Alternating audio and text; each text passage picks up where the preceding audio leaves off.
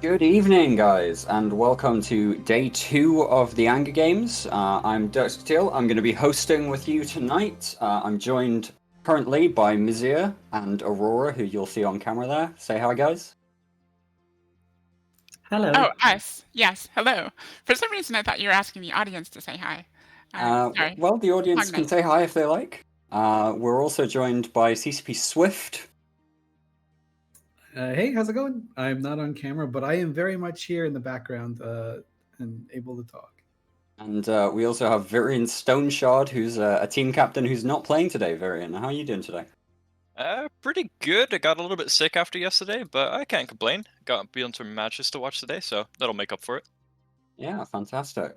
So just to talk a little bit about how the day 2 schedule is going to go, we're going to try and alternate a little bit between winners and losers brackets.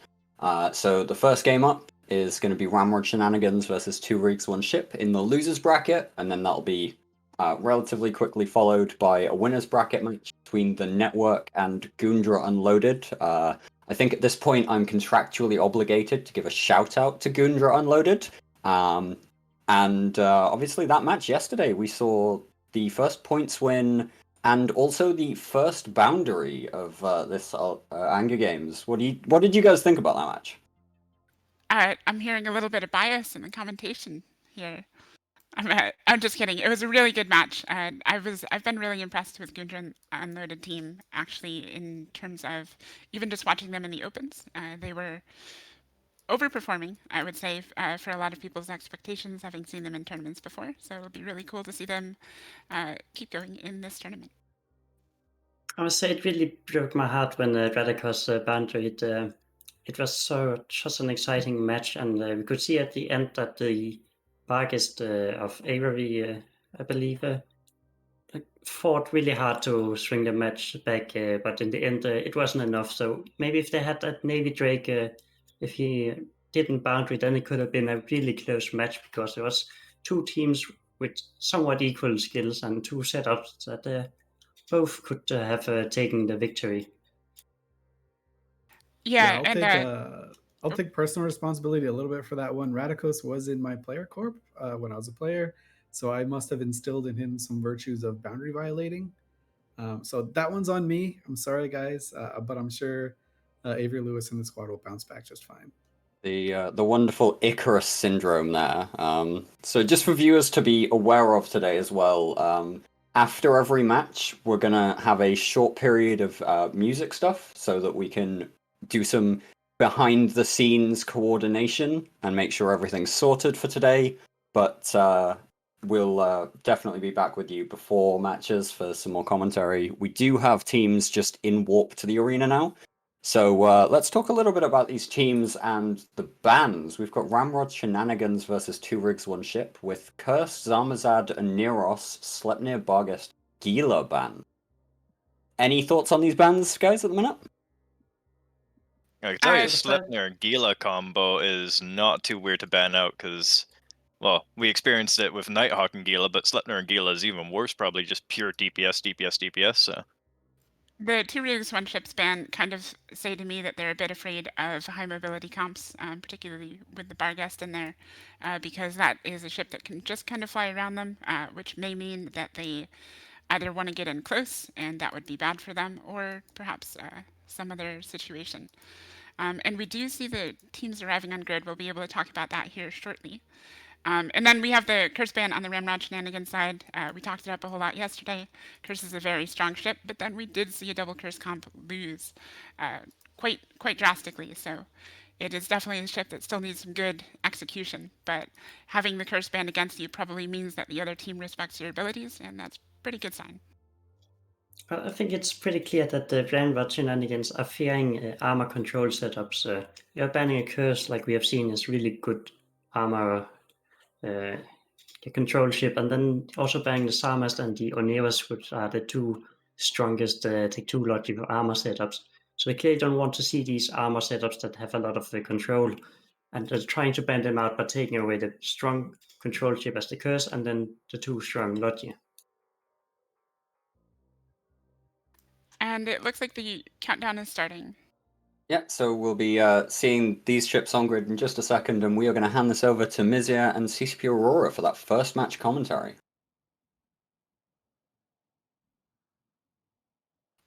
All right, so what we can see here on the grid is that the 2 rigs 1 ship team has brought what appears to be a strong shield setup team with an Etana for logistics, Cerberus, 2 Ravens, a Caracal, Corax, and a Skybreaker. And then, can you tell me about, Ms., about the RamRod team? So the RamRod team brought something similar with the Rattlesnake, Dragon Navy issue, and the Etana for Lodgy. And interestingly enough, they brought a shield Vedmec and 2 flight catchers and a Skybreaker. So this is like 2 shield DPS comes with missiles and a lot of projection. And as we see the match get started here, we can see that both teams are primarying the other team's Etanas. However, they both have some pretty strong reps on them. As we see them hit about half shield and then they bounce back. There's a little bit of split damage coming out from the 2 rigs 1 ship team onto the RamRod team, as we can see that the Flycatcher and Vydra are both taking some damage. The Vydra is actually a kind of an interesting choice to note here, as that is generally an armor-fit ship, although it is certainly can be flexible. So it's kind of an interesting thing to see brought here, but we do know it's quite potent when used properly. So the Skybreaker of the RamRod team ended up boundary violating. I think he's trying to do some micro drop drive play and then end up with outside the arena. But it looks like they have caught up on the enemy Etana as he's going into low armored. So this could be a big advantage of the RamRod team if they could clear that Etana before they lose their own. Yep, Xenon is now entering hull. It looks like he's going to go down quite quickly, and if that Etana goes down now, it's not going to be looking too good for the other team who's not been able to push the Etana So we had Hangry Lewis into Rattlesnake being on top of the Etana, so he had newts and maybe even tackle on the Etana. So he could have been there, have gone there through a micro jump drive play. So it's really good play from him. That Etana now down, we see damage going onto Iskander Rurovich on the 2 rigs 1 ship team, and he is just melting quite quickly. It's possible that even if he is buffer fit, we're not seeing much in the way of reps come through, maybe a couple shield repair bots, it looks like. But he's entering hull. That's going to be another Cerberus down for their side. This is strongly in the favor now of the RamRod team, as they're just picking off ships one by one, and their Etana is still surviving. He's sitting quite comfortably still at 75% shield, and it looks like that Corax is going to be the next to go down. Yeah, without the Etana on the 2 rigs team, they don't have anything to keep these ships alive. So they're just going to pick them apart one by one. And one thing to note is that these Ravens are rapid heavy Ravens. So they can project really far, and there's nowhere safe this Etana can go. So they're just chasing it down and lobbing missiles at him.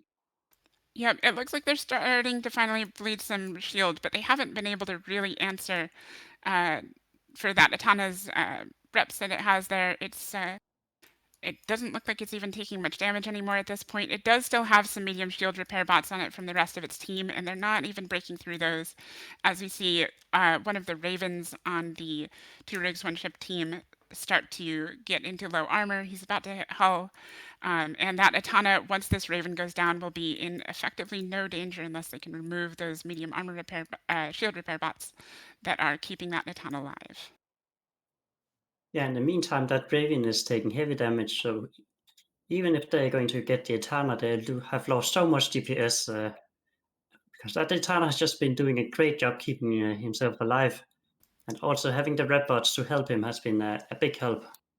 At this point, we can actually see the Skybreaker of Joan Asheri shooting at the Etana, and we can see that I actually just watched it kill off a flight of the medium armor repair drones. So that Etana, or that Skybreaker, is doing its job in that respect, but it was just a little bit too late. So I'm not sure if he was slow to get on that target, or if those T2 drones were just a bit too tanky for him to shed through with low application on them. We might see this. No, actually, I'm not sure we'll even see this Etana go down at this point. There are more medium armor repair bots. Looks like another flight has gone back on. He's safely approaching half shield, and we're seeing another Raven about to enter armor. Yeah, the Raven and the Serp must have hit reload because the Etana's not taking any damage now. So he has the opportunity to reload his own XLASP and get some shield repaired by these shield bots. Yeah, and at this point, there's just so much damage on the RamRod team. For some reason, I have trouble recalling that name.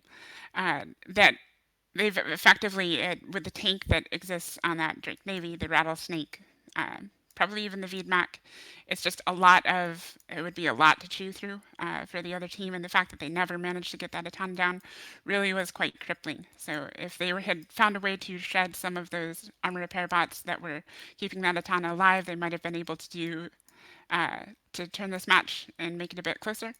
But unfortunately, that did not happen, and we're about to see the last 2 ships leave field. Yes, at this point, it's just a cleanup job for RamRod Shenanigans.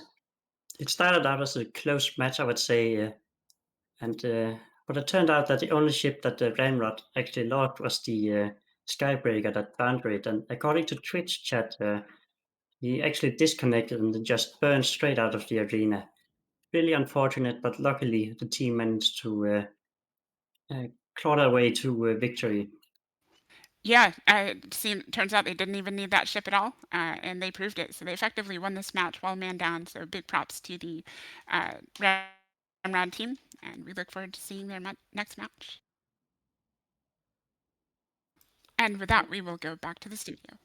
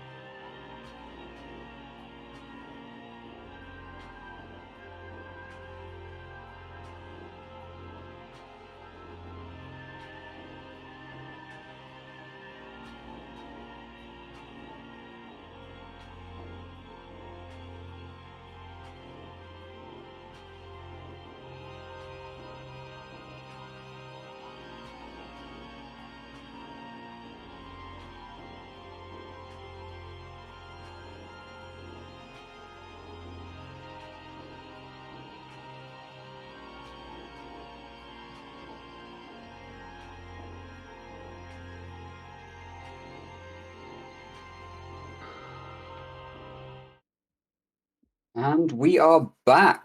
That was a very interesting first match. It saw our second ever boundary, and according to CCP Swift as well, that was the first ever competitive EVE match to be commentated by two female commentators. I was kind of slapped in the face by this. I didn't expect it at all. But what did you guys think to that one? That particular piece of information, was it as surprising as you as it was to me? Sorry.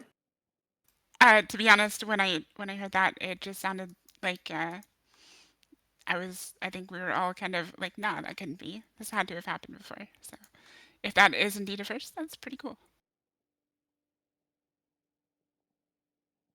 Yeah, and Charlie in Twitch chat poking about his boundary. He does now have the boundary role on our Anger Games official Discord server. Icarus has flown too close to the sun again. RamRod boundarying twice in 2 matches. I really would love to give out a like an official CCP medal for players who boundary. That's actually something I'm going to look into after maybe this next week. If it's an official CCP supported tournament, as this one is, even though we're not running it, we're giving prizes and stuff for it. It would be really cool to be able to give a medal for players who boundary in this arena, which would be quite I funny. strongly agree with I that. would just have to be careful that we don't have people intentionally boundary and end up crippling their team. That's true. Just so they can get a medal. Like, this is EVE after all, so... Yeah, would be an interesting thing to be doing. So we do have just a couple minutes to talk about bans while we figure some stuff out in the background. So this is a winners bracket match between the Network and Goondra Unloaded. So Miz and Swift, you'll be commentating this match. Do you want to take us through the bans a little bit here while we get everything sorted for this match? Yes, so the Network has banned Sleipnir, Cerberus, Curse, and Ishtar. And Goondra Unloaded has banned Hyperion, Cerberus, Balgon, and Oneus. So this is one of the cases where both teams have banned the same ship. We both have Cerberus as their number 2 ban, so they each get 1 extra ban, which was spent on the Ishtar or Oneus. So, Swift, what do you think about these bans that the team have? So again, we see the curse ban for the second match in a row. I think teams are finally saying, "Hey, you know what? We don't want to deal with this, with this curse anymore. This thing is too powerful. It does too much. Obviously, you need a great pilot to have it. So if you don't have someone that's very good as a curse pilot on your team, maybe you just chuck it out so that you know the other guy can't use it too. So that makes sense. The Hyperion we saw used really effectively in the last match of the day yesterday. Those setups do look quite spooky. There's so much sustain there, right? You've got a repping bonus, you've got an armor logic potentially busting you up, and you've got rep drones. So you've got like a 3-stage tank there. And in a 7-person format, that's an insane amount of tank to have to break through. So no one wants to deal with that hype. I'm all about that. And I think the Serbs just proving to be a great all-around like anti-support ship. It can do a lot. It can do a lot of damage from a lot of range if you want. Very hard to catch. Just a really annoying little ship there. Yeah, I think we see the Cerberus banned a lot in these kind of competitions because it is just as good with heavy missiles as it is with the rapid lights and that fly swatter combination. So based on these bans, what would everybody on the desk here be expecting to see in this next match? What sort of ships? I feel like we're a little bit biased by being able to see the ships on field right now, and it's actually rather interesting. It's given the bans, they are perhaps a little bit tricky to directly say, yes, this is clearly what they're flying. Particularly the Ishtar ban, which we'll see is almost a surprising one to see given the comps that we're looking at on screen right now. I think the interesting one thing part for about- me is the network team blend a lot more like fast, control-ish, rangy ships, whereas Goondra banned a lot more like up close, tanky stuff. Exception being the Cerberus, but considering what's on field and the completely different bans, it's quite interesting. Okay, so I'm just gonna interrupt real quick. We're gonna throw to the arena and start the countdown for this match. So I'm gonna hand over to Miz and CCP Swift for the second match in the Hunger Games.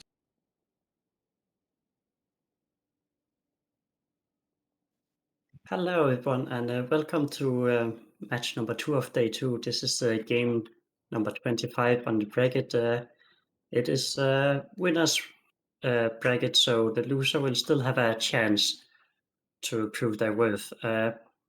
Swift, can you tell me about the setups they brought? They look a bit similar to each other. Yeah, this is almost a perfect mirror match, which is actually hilarious to see. Both teams obviously have practiced with this type of setup. They're comfortable with it. It's something they've used before. There are some minor changes. Right, the Goondra team, you can see them in blue. They have a Jackdaw and a Hawk. And the network team, instead of that, they have a Carries for Damps and a Kikimora for that applied that ramp up damage. And we'll see it. We'll see them kicking off real soon here. I'll be interested to see what the strategies are. I mean, they're very similar doctrines, but the carries could be quite annoying to Rivergeist and the Satana. So one really interesting thing is that the warbins were quite different. With Goondra Unloaded having all their small ships at 50 and their Rattlesnake at 30, while the network had a bit more staggered ranges, but they had an Rattlesnake at 50, maybe waiting to jump something with micro jump drive. We're seeing different primary targets. The Goons are primarying the enemy Etana, while the network are going for one of the healers and the Jackdaw. Yeah, I think it's a really good shot to go after the Satana quick while you have all your damage up there. You want this Satana gone. The longer the Satana stays alive, the more annoying it's going to be as you start losing some damage here. So I think that's the right call. And we can see this Satana is actually going down. It can barely struggle with its ASB, and it is gone. First blood to the Goondra team. One downside of having drone ships like this is that you can't use rep drones on your Logi. So there's nothing to keep that Etana alive aside from his own XLSB. In the meantime, the Goons, Etana can just repair the Gila and the Jackdaw taking damage. So they're getting a lot of value out of the Etana. Yeah, I mean, that was just the perfect call here. I mean, these teams have obviously practiced. I think the Goondra team has probably practiced this particular matchup before. A little bit, just all out damage. They know, got to get this Logi down.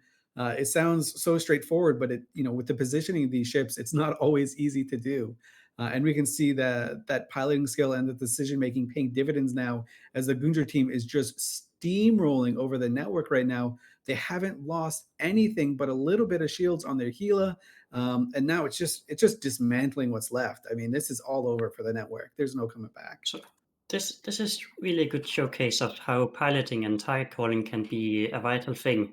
Because despite having just 2 ships difference, like the 5 biggest ships in each setup were the same. So, and even though they are the same, there have been this massive difference. Like the Goons haven't lost a single ship, while the network is almost out of ship. The target calling can be a really big factor in a tournament like this. Yeah, and it's just the small things, right? We have all but 2 ships, as you mentioned, were identical. The network team, they had the carries for some long range control in the form of damps and maybe a scram just to keep kind of wily guys down. And a Kikimora for, I'm sure the idea of the Kiki is just, hey, if you run up to an Atana, you can ramp up on it and kill it over time. So I'm sure that's what they were thinking with it. But the Goondra team just executed a little bit better. And when you have a mirror matchup like that, or an almost mirror matchup, that's all you really need. And just, great target calling on this Goondra side. And also great piloting by Rivergeist, kind of a tournament veteran. Always flies a Logi, always has pretty good or fantastic positioning, I should say. And this match is no different, right? It's really hard to pilot against damps because you can just lose your lock range pretty quick and then start losing all of your support ships. But didn't happen in this match, and just looking good for the Goondra team. So one point I want to make is that ships like the Kikimora can be really strong and do a lot of DPS, but they are extremely vulnerable to drones, like especially healer drones. So you have to be careful with bringing that sort of ships when you leave healers open. Farmers suffer from the same issue. So have to keep in mind, if you want to have some squishy destroyers of frigates, you have to consider that healers might be a big threat to them. Yeah, the network crucially banned out the Ishtar, right? So they identified that, hey, these drones, this whole drone thing might be an issue. But they wanted to bring the Gila themselves in this comp, and that this comp requires the Gila. So they couldn't ban out the Gila. They could only ban out like part of it. But it was just too much. Yeah, at this point they only have the rattlesnake remaining, and he's going down right now. So this means that Goondra proceeds in the winners bracket, and the network drops down to the elimination bracket as the match is over. And we'll be sending you back to the studio.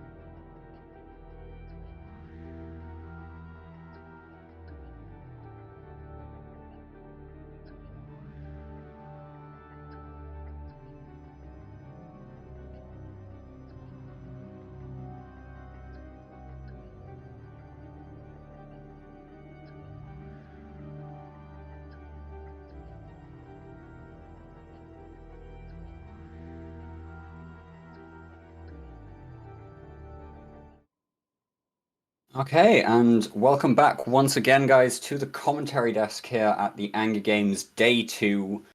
We have been joined by Yintan, who we haven't seen in a while. Jen, how you doing?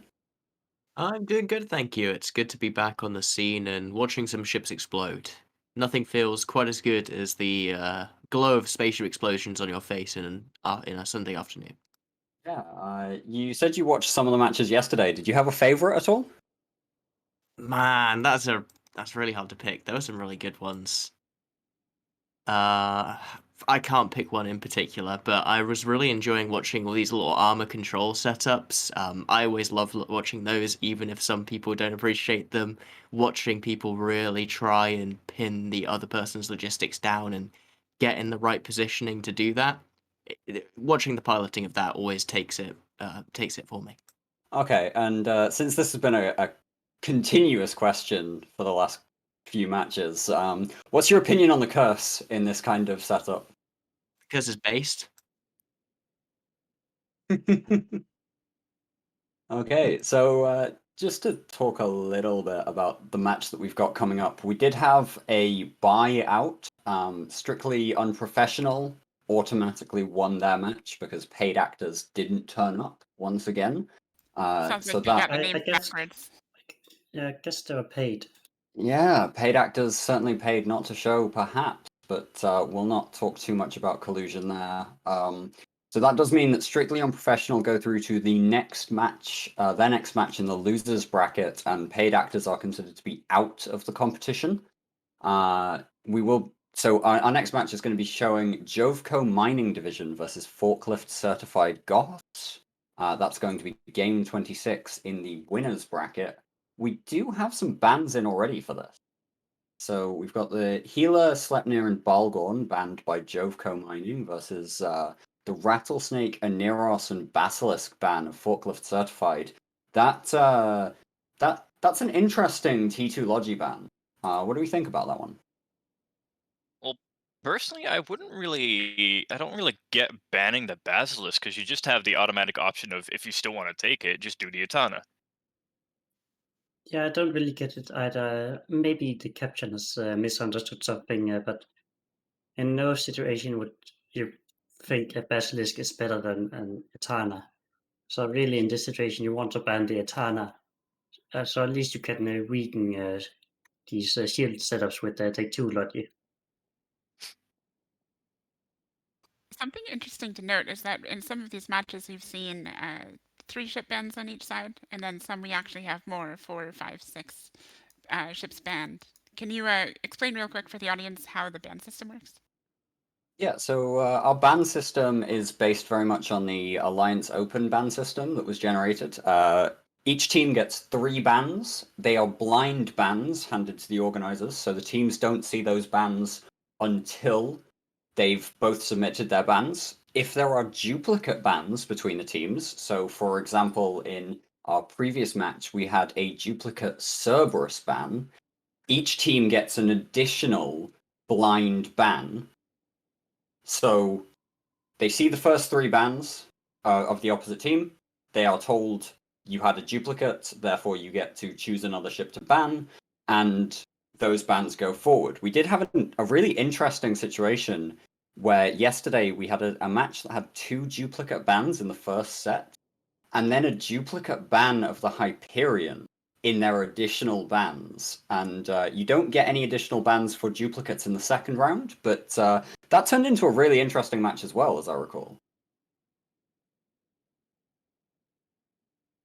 Yeah, it was. And as a matter of fact, I'm just really happy to see that the apparently people liked this odd trickle ban idea, because it was a weird idea I floated when we were talking in early discussions about the Alliance Open. So it's cool to see that it's actually still in play. Oh, so you've decided to use your CCP pull to affect the meta for tournaments to come. My great scream is scream? What the? I've lost my ability to speak. My great plan is coming to fruition here. Okay. So we do have teams warping to the arena. We'll cut to the arena camera whenever our stream producer is ready. But yeah, we've got CCP Swift and Virion commentating this. CCP Swift, Virion, what are you thinking about these bans? The Bassi ban is a little bit curious. I probably just meant to ban the Atana. Might have just kind of forgotten.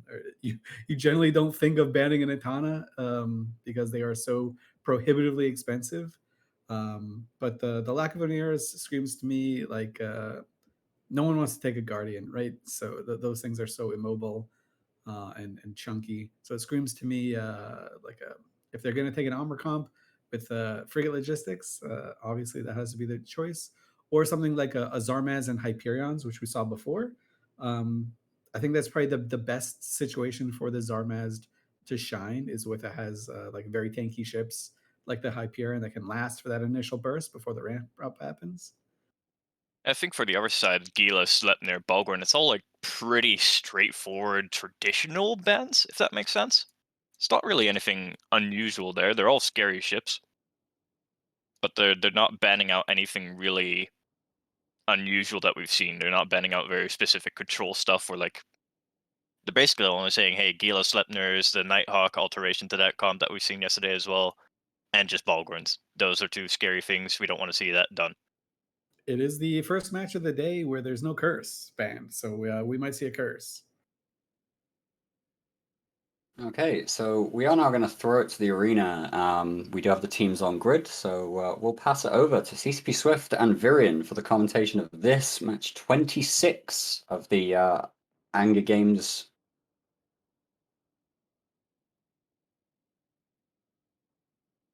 Hello, everyone. I am CCP Swift here with Virion for Game 26 of the Anger Games between JOVCO Mining and Forklift Certified Goths. Some wild names out here, but of course, Wally Martz is on field, so that's to be expected. Forklift Certified Goths in blue here with the double Naga, double Orthrus, Skybreaker, double Dami setup. This is absolutely wild. Virion, what does the JOVCO Mining team have for it? They have an Apocalypse Navy issue, a Paladin, so two big laser ships, supported by two Deacons, a Hyena for a little bit of tackle, and maybe some Confessor for some sniping, and the Draugr for a little bit of extra links. Right, I'm just looking at these Dominixes. They do not have guns fitted at all. So these are smart bombs and newts, I guess, in the highs. That's what I would assume. Most likely, and that So could be terrifying if they can manage to get those on top of the Paladin and on top of the APOC Navy. Those ships are so cap hungry, they might be immediately shut down. both teams warped 50 to the beacon, and they both picked a really good spot. So they're basically 100 kilometers from each other. A lot of range here, and you can see the first volleys are going out right now. Wally Mart's Naga is going down. There's no reps on this field or on this team, by the way. So Wally Mart's probably not going to live very long.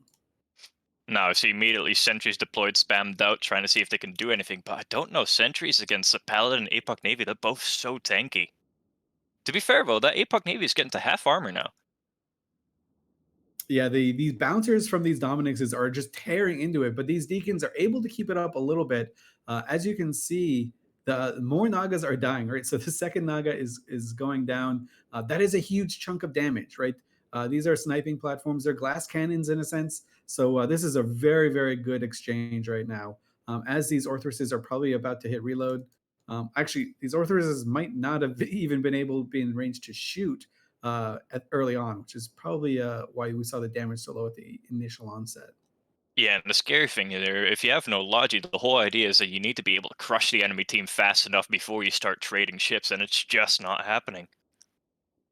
Yep. So the Apox Navy is still going down. He's still bleeding. These bouncers are still doing a ton of damage. Dami's showing that they can pack a punch at any range here. So this isn't a foregone conclusion by any means. It's just two Nagas. They are very thin ships. They are they die quickly. You still have a lot of damage over here, and it looks like there's nothing being applied. I can't really see what people are trying to, or what the red team, what JOVCO Mining is trying to do here. Yeah, the They don't Confessor's seem to burning and apply. close, starting to shoot sentries, but I don't know if they could defang sentries enough because that APOC Navy is about to pop. Yeah, I guess some of these one of the dummies is now popping out guards. So as you mentioned, they could be shooting all of the drones, and that would be a crucial point here. But they have traded an apocalypse Navy issue for all the drones as this stands. Well, maybe Oh, not. He's got 1% a bunch structure of left that heavy he's drones holding. just got launched, though. Okay, no, the remaining sentries were able to finish the job, but they just launched a whole set of Praetors. Maybe they're trying to get rid of the Confessor and the Draugr real quick. The JOVCO mining team, their Paladin and the Apoc Navy issue didn't move from their warpin. They stayed absolutely still. As we see this Draugr taking quite a lot of damage now. These dummies have now thrown out heavy drones, and the Draugr is trying to take the drones back to his team so that his team can dismantle the drones and like defang these dummies, hoping to pull this out for the long game. Yeah, and here you see They the really are problem with going the for heavy that. drones. The Draugrs managed to kite away, and as soon as those heavy drones started needing to microwarp drive to catch up to the Draugr, their damage application just completely fell off. Yep, a snap kill right there on a Skybreaker that was meant for tackle, so that has gone. Confessor going down now. The drones caught up to the Oh, Confessor. yeah, a quick switch there, caught him off guard, and just immediately eradicated the Confessor. All right, it does look like an Orthrus is now taking damage. The Paladin says, "You know what? Screw this. I'm not going for drones anymore. I got to kill some damage out here, and I got to kill it quick." So going for Viceman in the Orthrus. The Hyena doing a lot of work here with the paints, helping this Paladin apply. If the Hyena can actually get in range and get some webs off, this might be even better. I'm surprised they didn't go for the Orifices early though, because the Paladin's tankier than the Apoc Navy. So at that point, okay, the Apoc Navy barely died, but they're not going to kill the Paladin, not likely. So at least maybe then focus on getting the Orifices off. The Paladin can easily apply to the Orifices. Oh, look at that chunk Oh taken out wow! of that Orthrus. He is gone. The Paladin just eviscerated his armor and shields. So yeah, that is gone. It looks like the Hyena has now been identified as a main threat here. Um, so the blue team is definitely going for the Hyena. I don't know how well this Hyena can sustain against the damage. JOVCO Mining has done a great job like defanging these dummies, so they are missing a lot of their drones. So the Yeah, and the incoming scary damage is part is very here. low. You see those Praetors got pulled back across the entire arena. The Paladin, if he wants, he could literally just lock them up and pop them one by one. Yeah, it looks like the Paladin is now saying, you know what? Screw the drones, screw the Orthrus. Let me just take care of the Dominixes. If the Dominix is dead, it can't put drones out anyways. So you can see it taking a lot of damage here. There are no Logi to keep this guy up. You can see by the defense bar, there is no active rep either on the forklift certified Goths team. So this Domi is not going to get repaired by anything other than rep bots, which I don't imagine they have on their team. I don't think they have prop mods either. The Dominus are starting to get a little bit closer, but only going 135 meters a second. That's not going to work. We see the Hyena taking a lot of damage here now. Looks like the guards are now out there in range. You can see what this team is capable of doing once they can fire on all cylinders here with everything. But props to the Deacon pilots. They were able to save this Hyena, which is, I think, a linchpin for this JOVCO mining team, right? This ship is incredibly important because of the painting bonus it gets. Really helps this Paladin apply full damage, right? Yeah, and if they have a defensive web, it's going to stop that Dami or the Damis from getting on top of the Paladin, which I think at this point might be critical. If they can get those Damis on top of the Paladin, start applying some nuke pressure, maybe start nuking off the Deacons, maybe they're just going to start getting rid of some of those smaller ships, but not while that Hyena is still there. Does look like the Paladin of Piles has decided to shoot some drones again since the guards are out. He can just finish this Domi off whenever he wants. I'm not sure why he's not deciding to do this. This Dominix is sitting on fire, 13% armor. Its shields are now recharging as some of these sentry drones are being shot. But these Domipods can just scoop in the drones whenever they want. They're right next to them. They're not moving away. Yeah, I wonder what the plan here is. I mean, realistically, the Paladin should easily be able to get rid of the Orpheus. The first Orpheus died pretty quick. At least get a little bit of extra DPS away, because the Orpheus is probably the biggest threat to the Hyena at the moment. Maybe the JOVCO team wants to loot the field a little bit. They've decided we've already won. We're just going to take our sweet time now. Yeah, there are a few Although EC saying drones that, on the Orpheus field. doesn't have shield. Yeah, the EC drones are on the side of the JOVCO mining team, so that doesn't really help too much there. Orthros going down, Hyena again under attack. There's another volley of Guard 2s going. The Hyena seems to be in a great position. He's got some pretty good transversal.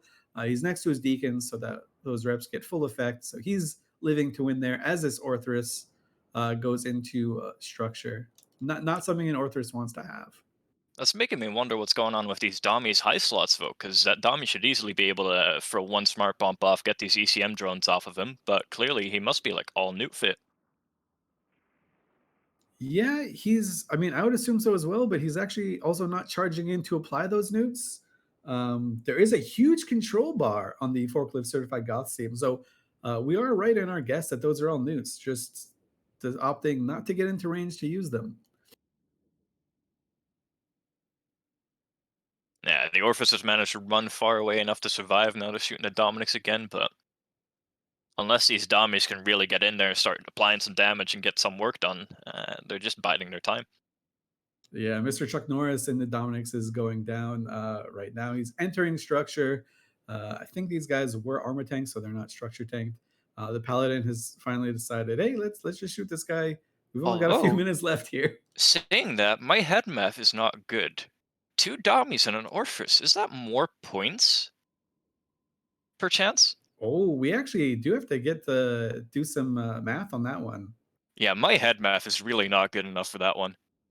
Yeah, I went to school in Florida, so we don't do math in this state, so it's okay. That might be why they're trying to get rid of the Hyena. If they can pop a small squishy ship and just get ahead of points? Could that be the plan here? I mean, maybe they aren't checking out too much on the points here. I will say, I mean, this hanging is just crucially or like crucial for this comp, so getting rid of it could help. But this Draugr, I think, is probably also an easy target to shoot. I'm not Saying really that, sure. I just got confirmation from somebody much better at head math for me. Forklift is 1 point ahead right now. 63-62. They might not know. If they know, they need to start running away and buying time because that Dommy is in low haul. Mr. Chuck Norris, yeah, he is in Oh. 30% structure. We've got 30 seconds remaining here. If he can survive, the Warlords team will actually get a victory with That the would be weirdest fake comp amazing. ever. Oh, All he's right, starting Chuck to take Norris some is proper going. chunks from the Paladin. He's down to 15% now. He is moving though. He is moving. Has he maybe caught on to the plan? Saying that blue dagger 13%. started getting close. The match is Match is over. over! They win by points! By 1 point! Wow. Oh my god. I don't think I've seen a match that close before. This has to be a first, especially for the Angry Games. Just a 1 point victory here. There is a few percentage points of hull that remain for this forklift certified Goths team. We're gonna throw it back to the studio so they can dissect exactly what happened and what went wrong for the JOVCO mining division.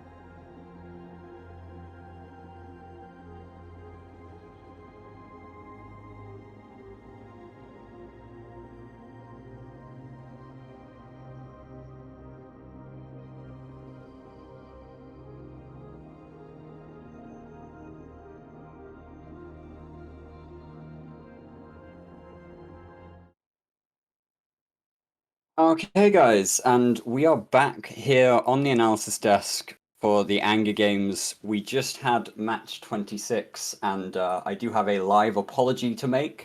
Unfortunately, I made an error in feeding the points to the commentators as we were getting to the conclusion of that match.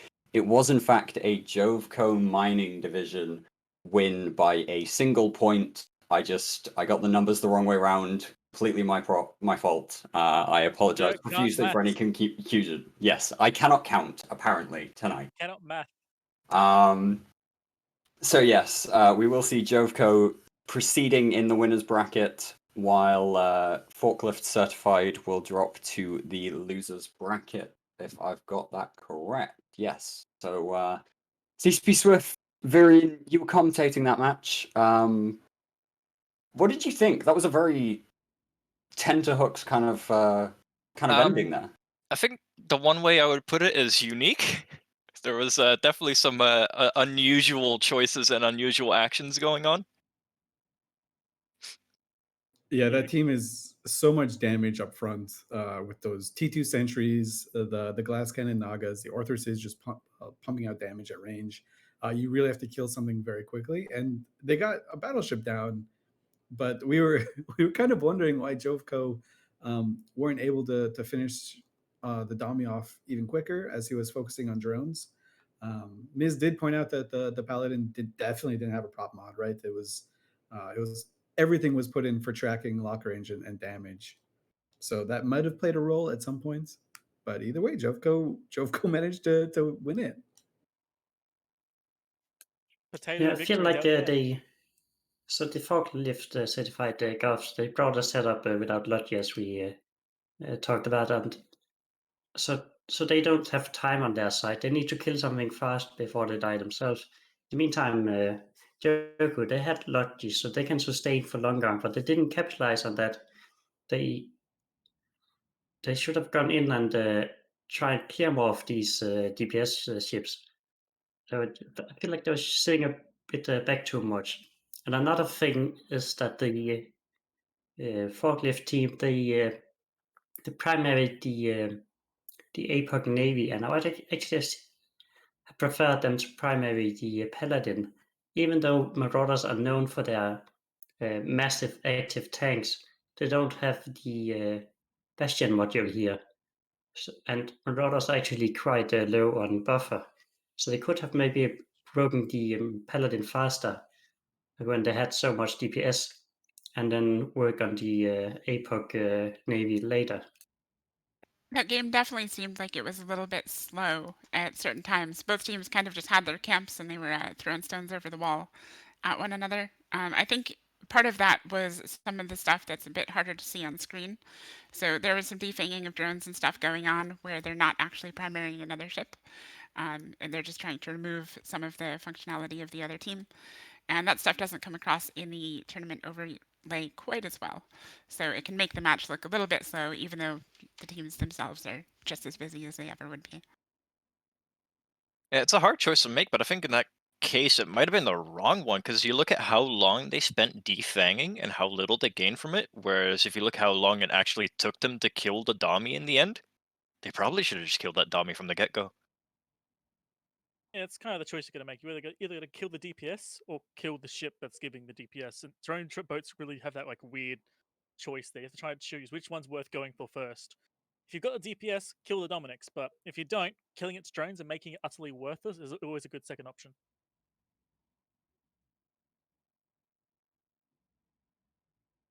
Yeah, Well, the absolutely. thing is that without any logic to repair the Dominics, you could actually kill the Dominics fairly easily if you just went for it and actually had ships that can, with prop mods, that can move into range.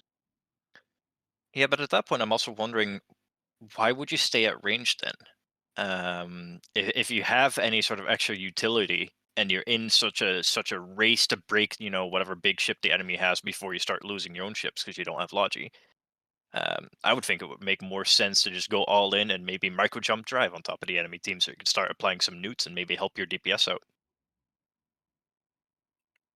I think the forklift certified Goths are trying to just use their drones and then run away while the drones were doing the work. But as it turns out, it didn't really work out for them. Yeah, interestingly, the last time we saw the Dominic's team fielded, they didn't have all newts in their highs, right? They still had some guns to apply some damage, just even if it was just a little bit. So that might have played into a little bit. At least those small differences, right? Those are the teams might look exactly the same, but the fittings do make all the difference in these types of formats. And the Yeah, pilot as well, to be honest. Yeah, I was about to say you never know. Maybe they saw these comps in the open matches and they're like, okay, that works. That looks like something we could fly. But maybe when you try to copy a fit like that or a doctrine like that, you come up with slightly different fits, and maybe those slightly different fits just don't quite do the job they were supposed to. I'm actually really curious to see exactly what those ships had in their utility high slots. Oh yeah. There's no chance we got a kill mail of those, is there? No. You're the CCPA. You tell us. Yeah, but if I go log into the backend system, I'm gonna get kicked out of the match, and they'll cause all sorts of issues. So unfortunately, Okay, that will be it. let's maybe not hiccup that perhaps today. Yeah, keep the technical difficulties to a minimum. Let's keep the difficulties to my brain and not the tech. Yeah, last thing we need is me taking down the server trying to figure out what they were fit with. So What's this keep it button simple. do? Yeah. That's my life. That is the life of working on Thunderdome. Hey, what's this button do? Oh, all right. I should probably not press that. Okay. The control bar on that team was actually quite large, so I assume they were all newts and maybe a smart bomber too. But we can just guess, right? And we can just say with authority and say that's exactly what it was. Yeah, you would think at least one smart bomb, but then they never cleared the ECM drones. At least not that I saw. Those ECM drones were sitting on the dummy for like a good half minute. Pretty sure, if we're going by previous matches, those will be pretty much full newt Dominixes, which is the way to go as far as I'm concerned. One smart bomb, but then just fill the rest with newts. I think So that being like maximum fits. One thing when utilizing centrist is that you need a long enough drone control range. And the base range for Dominix is 60 kilometers, so you need to fit at least one or two of the drone control links in the high slots. So that's going to take away some of your utility. And then the other thing too is that they have to balance if those were full newts in the high slot. The newts could be incredibly valuable if they manage to get them onto those paladins, especially with lasers, as lasers tend to be super cap hungry. But at the same time, they're also moving really thick ships into a closer range against that paladin, and if it's still able to continue applying its DPS effectively, all of a sudden they're now in multi-spec range instead of, I don't know, standard or whatever they were at 40 kilometers. And so it's just kind of giving it more free damage, assuming it's able to still track. And so it's kind of a weird mental calculation you have to make in terms of, is it worth us getting in there and hopefully getting the newts off, or are we going to waste too much time trying to close the gap and maybe, just die that much quicker and this whole gambit fails? So Yeah. it's a tricky thing to try to figure out ahead of time, and that's. I am just gonna interrupt here real quick and say that we do have teams coming into the next arena. So let's just transition a little bit towards our next match, which is going to be game 27 again in the winners bracket. We're seeing Warlords of the Deep come up against the Japanese Smallgang community. We've got a Curse, Leshat, Barghest, and Sleipnir banned by Warlords versus the Rattlesnake, Barghest, Balgorn, Etana banned by the JP Smallgang community with that Barghest double ban. What do we think about these bans going into it while we wait for these guys to get on grid? I can already start by saying the curse is exactly what you expect. The curse is really powerful when you go to get rid of it, unless you're bringing it yourself. Everything else, probably about what I expect as well, but I'll let Miz and Aurora poke that one a bit better. The curse is definitely a solid choice. For the most part, these are kind of your standard sort of bans that you would expect to see. The Leshak is a ban that we actually haven't seen very much, which is quite interesting given its prevalence in previous tournaments, probably due to its high point value. It makes it difficult to bring an effective team alongside of it. And it kind of puts a single ship as a linchpin that can be toppled pretty easily. It's also easy or interesting to consider because they already banned the curse. They can't use it themselves, so it's actually quite hard to counter a Leshek at that point. Because that would be one of the easiest ships to actually counter an enemy Leshek with. So if they can't bring it themselves, maybe they ban the Leshek because they're scared that might, still be something they would come up against.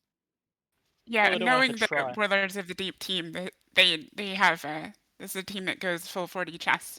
They make it pretty far in tournaments. So that's definitely something that they're taking into account. The team that they're up against, however, the JP Smallgang community, is less well known on the tournament scene, and it'll be really interesting to see what they bring and see how they do against this very experienced Warlords team.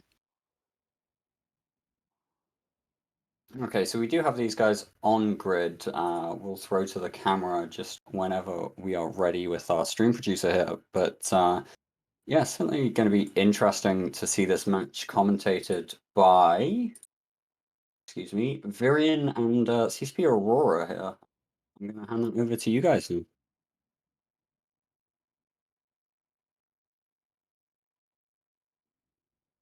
Hello, everybody. This is Varian Stonechard bringing you match 27, Warlords of the Deep against JP Smallgang community. Joining me today is CCP Aurora. I'm looking at some really cool ships on grid. Aurora, do you want to tell me a little bit what we're looking at? Yeah, the JP Smallgang community has brought another cutting drone setup with the 2 Dominixes, 2 Jackdaws, an Oracle, 2 Orthreses. Something to note in particular is that is a Logilus team, and it looks like they are preparing to attempt to use high mobility, stay away from the enemy team, pick off small stuff, and just kind of control the field in that way.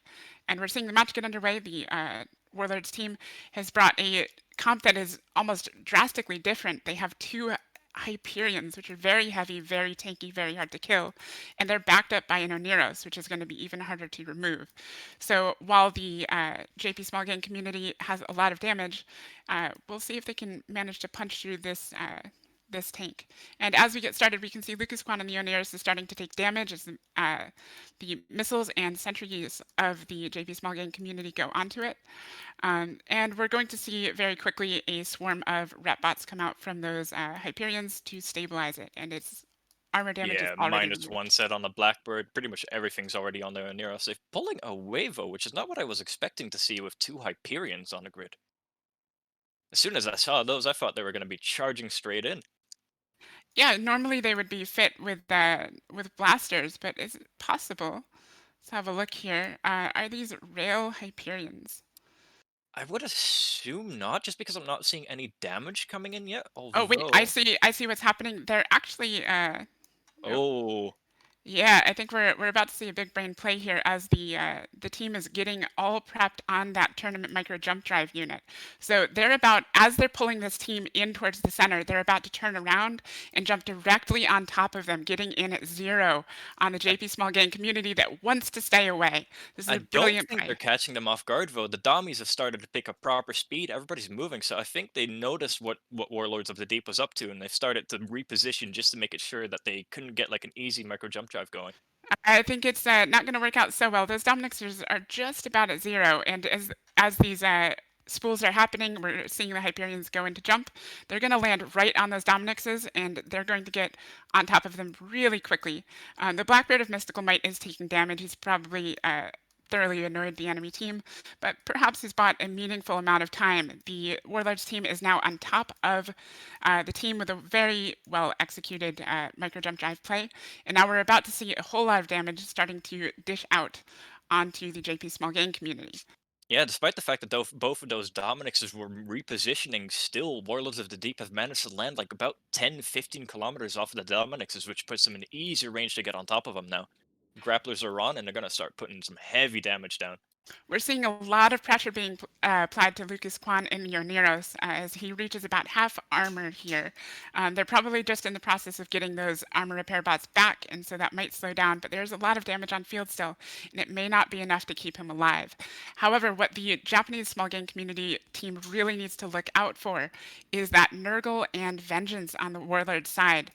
These are very skilled pilots, Faith Evengod and Matea Selenis, who are going to be able to hold down the ships of the the JP Smallgang community that want to kite out and allow their heavier ships to get on top of them. So the JP Smallgang community really needs to be on the ball about properly screening if they are at all capable of that. However, looking at the ships they have on field, doesn't look like that's going to happen, and the Hyperions are currently eating straight through that Dominix, which previously Yeah. wanted to be at range and found itself in a brawl. Looks and Daenerys is still holding. He's chunking a little bit. He went up a little bit to like 40, 50% again. He's down to 20, 15% again. But he's still not going down. And in all that time that he survived, they've killed the Dominics. Oh, saying that, he just popped. And it looks like it's going to be a trade for the Dominics, but this is still looking like it's pretty much in favor of the, I would put it in favor of the Warlords team, given the current positioning on field. They're at a really good range from the things that they want to kill, and they're going to be able to get that heavy blaster damage on target. As we say that, however, we're seeing Faith Even God begin to take damage in the Nurgle, and if they lose that ability to hold the ships down, this could, the JP Smallgang community could be able to pull the range they need and make this match take longer. And with Yeah, that, I the was about Nurgle to goes down. say, I personally think, considering they have two Jackdaws that can get rid of the small tackle, the two Orphuses can also really easily get rid of that small tackle. At some point, it's just going to be two Hyperions trying to struggle to catch anything. However, the Dominix is going down. That's going to be most of the damage of the JP Smallgang community off the field, and they're not going to have the points to surpass the two Hyperions on the other side. And most likely, unless they get right on top of defanging the Logi drones that those Hyperions have, those Hyperions will be able to keep each other alive and probably win this match on points, even if they don't kill anything besides this Dominix, which is about to go down. Yeah, the scary part is I think those Dominixes would have been crucial here because all of those newts that they might have had, those would be the one way that you might be able to get rid of those Hyperions. Yep, and those Hyperions are still supported by the Pontifex of Nyx Domar, which is something to note. So they are going to be even tankier, at least until this ship is destroyed and those reps drop off. But at the moment, we can see here the Vengeance of Midtier is taking some damage as they're trying to clear it off, and you can see there's a swarm of armor repair bots on it that are trying to keep it alive. With the difficulty of hitting that little assault frigate, it looks like it's going to survive. They're not applying to it too well. However, it's going to be a trade for Nyx Domar as the Pontifex goes down. But if this Vengeance is allowed to get on top of various targets, and right now we can see that it has an Orthrus tackled, those Hyperions are going to move into position and start applying some meaningful damage. The Orthrus, being a cruiser, is going to, even though its SIG's not going to be all that large, it looks like it's, this Hyperion of Amelia Deathspace was able to get right on top of him and chew through Yeah, that the Orthrus. Hyperions did a wonderful bit of coordination here. Dexter stayed on the other Orpheus that was already tackled after they lost the Pontifex, and as the Vengeance died, the other Hyperion was able to re-establish tackle on that Orpheus, making sure neither of them was able to get away. I get the feeling this is not the kind of comp that Warlords was expecting to see, because this is not really an ideal matchup or a place to be when you have two heavy ships trying to catch small stuff that's cutting out. But it looks like they're, because that Orthrus was tackled by the Vengeance before it went down, Amelia Deathspace was able to get on it, and they're about to lose an Orthrus, which is another big hit to their damage. Most of their remaining damage is going to be coming from that Oracle. The two Jackdaws are good at shedding small things, but their damage compared to the rep bots that those Hyperions probably still have is going to be pretty weak. And it looks like the Jackdaw of Lieutenant Bizarre is about to go down. He's taking really big damage.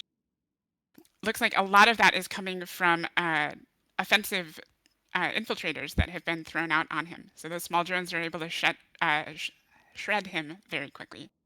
Yeah, at this point, it kind of played out like we said it would, and at this point, a one Jackdaw, one Oracle, there is not even a chance that they will be able to break through the buffer, let alone the active tank of a Hyperion. No, and those Hyperions are probably going to spend a bit of time throwing their drones around. Given the positioning on field, it doesn't look like they're likely to maybe catch anything unless that Oracle screws up. At the moment, they're both burning for that Oracle. You can see that they're trying to get ahead of the Oracle, cut it off. If he's able to close that gap enough, he may be able to get a grappler on it and slow it down. But I'm guessing that Oracle, it probably has a nano in the lows, and these Hyperions do not. So it's going to have a major speed advantage compared to the battleships. Yeah, but with no Logi left on grid, it's only a matter of time. The Oracle's not going to be able to defang all these drones, and these drones will eventually kill the Oracle. We can see some shots going out. It looks like the two Hyperions are maybe hitting it in iron fall-off range for their blasters, but a lot of that damage is just going to come from those infiltrators, which are slowly whittling down the Oracle. It's not able to shed those, and without Logi drones on its side or logistics, it will eventually fall. Yeah, and with 2 minutes left on the clock, less even, I think, by now. The Oracle chunking into hull, ooh, that's scary. And the Oracle goes down. We can see drones moving over to the final Jackdaw, and this will be a win for the Warlords of the Deep team. Unless that Jackdaw has some very amazing surprises left. That would But be the somehow, greatest game in tournament history. somehow I doubt it. Jackdaw takes down two Hyperions. I'm rooting for it. I mean, hope technically, if he can defang all of the drones, but yeah, like I said, in 1 minute left on the clock just now, I don't think it's gonna happen. No, unless these Hyperions manage to boundary themselves in this time, which given their current It position, is possible. You never know. We have seen full teams boundary violate before. That's true. They could try some wacky micro jump unit play to get on top of the Jackdaw. Who knows? But mess up their angles and wind up out of the arena. I suppose that's his choice or his remaining hope at this point in time.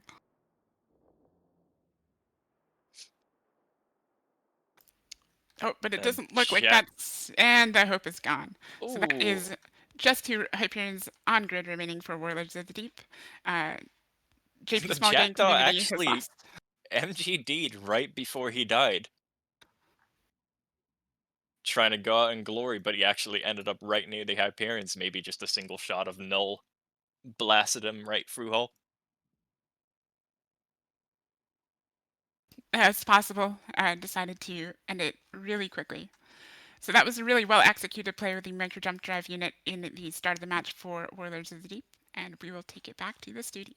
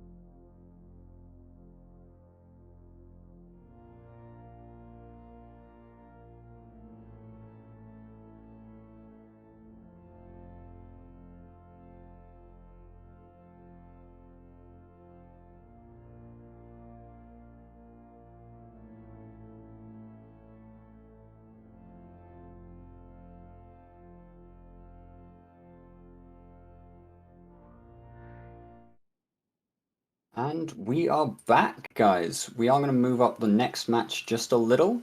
We had a bye for Spectre Fleet in the losers bracket through to the second round because they didn't have a team to play against today. So our next match is going to be taking place in just about 5 minutes or so. That's going to be We Form VOLTA versus If All Else Fails. But first I want to talk a little bit about that MJD play. We've just been throwing some comments out here, but that was a really well executed MJD play. It was absolutely textbook. The way that team pulled them back, and they perfectly baited the JP team that wanted to maintain the range that they were already at, pulled them straight into the center, which is exactly 100 kilometers away, and managed to jump right on top of them. Absolutely match winning, that play. I was very Yeah, surprised to see that happen. As soon as I saw the Dommies start to pick up speed when Warlords was approaching the MGD units, I thought, okay, well, clearly they must know what's happening. Clearly they're repositioning. They're aware of what's going to happen. And they were Nope, caught they immediately. fell for it. Those Yeah, dummies exactly. they are fast, but they're not that fast. I think that sort of comp is kind of relying on the Dominixes to just kind of man tank through a lot of the damage that might get primaried onto them, while the rest of the team manages to kind of keep them free, pick off small stuff, and remove any control on the field. But what we saw happen when they started picking up speed is if you watch the vectors on the grid, they were picking up speed, but they were actually picking up speed straight into the other team, trying to maintain that range as they thought perhaps that they were pulling away. And it pulled them directly over the arena center, which is exactly where you don't want to be when an enemy team that wants to get close to you is on an exterior MJU. Yeah, the only casualty of that move was Mystical Might's Blackbird. Poor Misty and a Blackbird once again. When he activated the MJD beacon, it blooms your SIG, and all of the drones got perfect wrecking shots on him, and he just evaporated as the rest of his team moved that 100 kilometers to just crush the JP Smallgang Community's Dominic's team.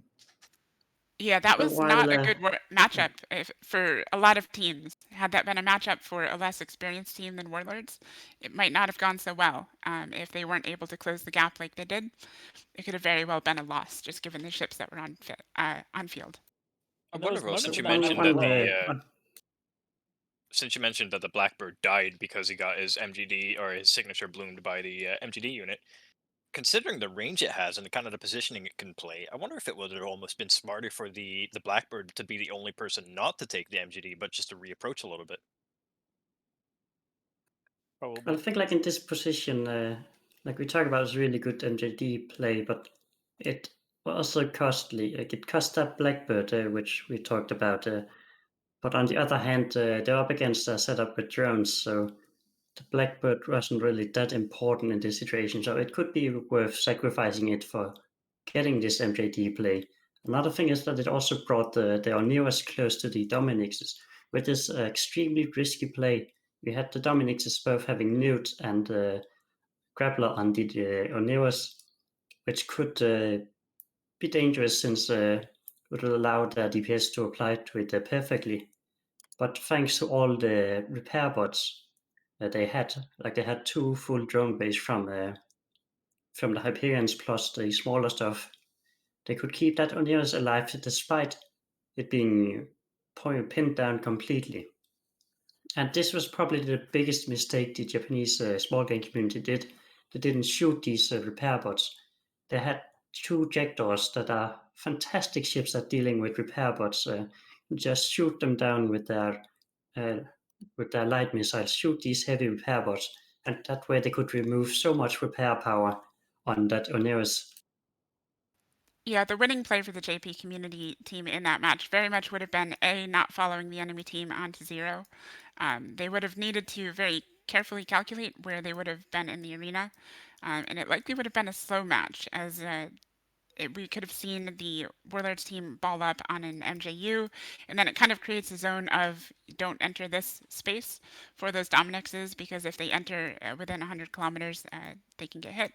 So perhaps they can keep a little bit more range, manage to spread out their tackle, bait them into taking a non-perfect MJU play on top of them, and then hopefully hold them at at an arm's length with their smaller stuff and keep them from applying those blasters. But unfortunately, that is not what we saw happen. And we are now moving into the next match as teams arrive on grid. Yes, so we will be switching over to the view of the next match as we go. This is going to be a very interesting match because I can say that we do appear to have something of a mirror matchup between. Am I seeing that right?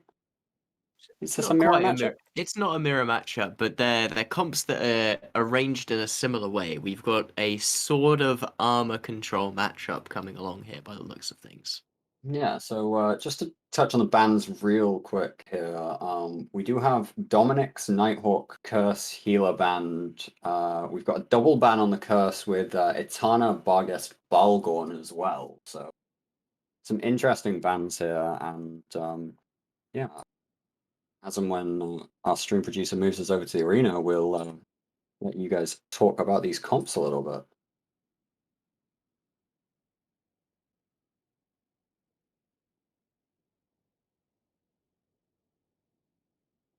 Hello, ladies and gentlemen, and welcome to the arena.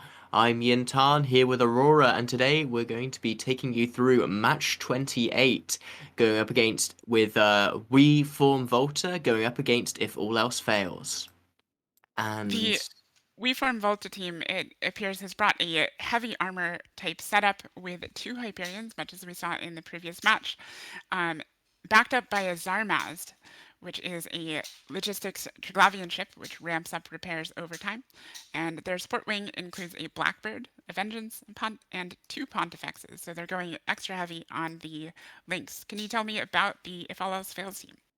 yeah, it's almost exactly the same, but the difference there is in the logistics. Whilst VOLTA has this really long game setup with that Zarmazd, which is going to be able to build up its reps over time and make one ship practically unkillable, we have a more reactive comp here from If All Else Fails, with those 2 Deacons and with that Sacrilege, which is going to be able to provide a lot more control.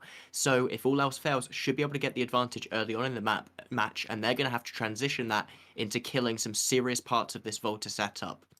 The weak points in the VOLTA setup, as we see it, would probably be the Zarmazd and the Pontifexes and the Blackbird.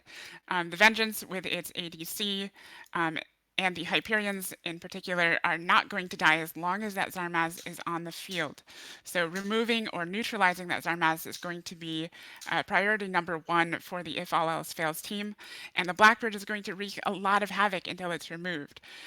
So it's not going to be quite as tanky, but it's able to stay at good range and prevent them from getting in. And as we start here, we can see the first damage is going on to TikTok Toxic of the VOLTA team in the Vengeance. A little bit of shield damage is being applied. And we're now seeing some hits going on to the Blackbird as well. Yeah, it looks like the Blackbird right now is just attempting to jam out the Typhoon of Debas, and so it just is trying to take off that initial burst. These Typhoons might be rapid heavy missile launcher fit. I haven't checked the models yet, I'm sorry.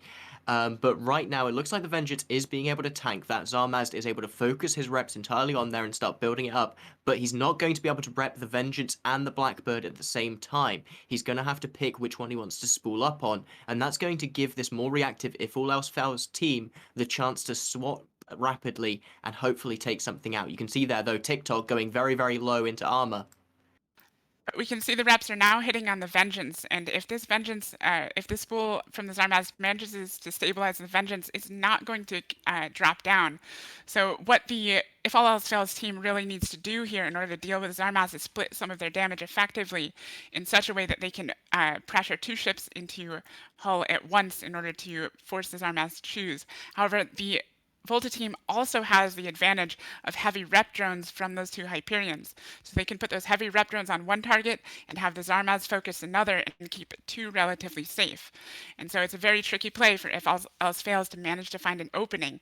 And they don't have much time left as the Typhoon of Devi Spare is getting pushed into low armor, and it looks like he will go down here very shortly. Yeah, you can see that those Hyperions are right on top of that Deacon and just applying those heavy newts to it. They're getting practically no reps out. Debas here going into structure. This is going to be almost half of the DPS of this If All Else Fails team. If this goes down, it's going to be very, very difficult for them to come back. This is an armor control setup. Without those 2 core DPS ships, they can't break tanks.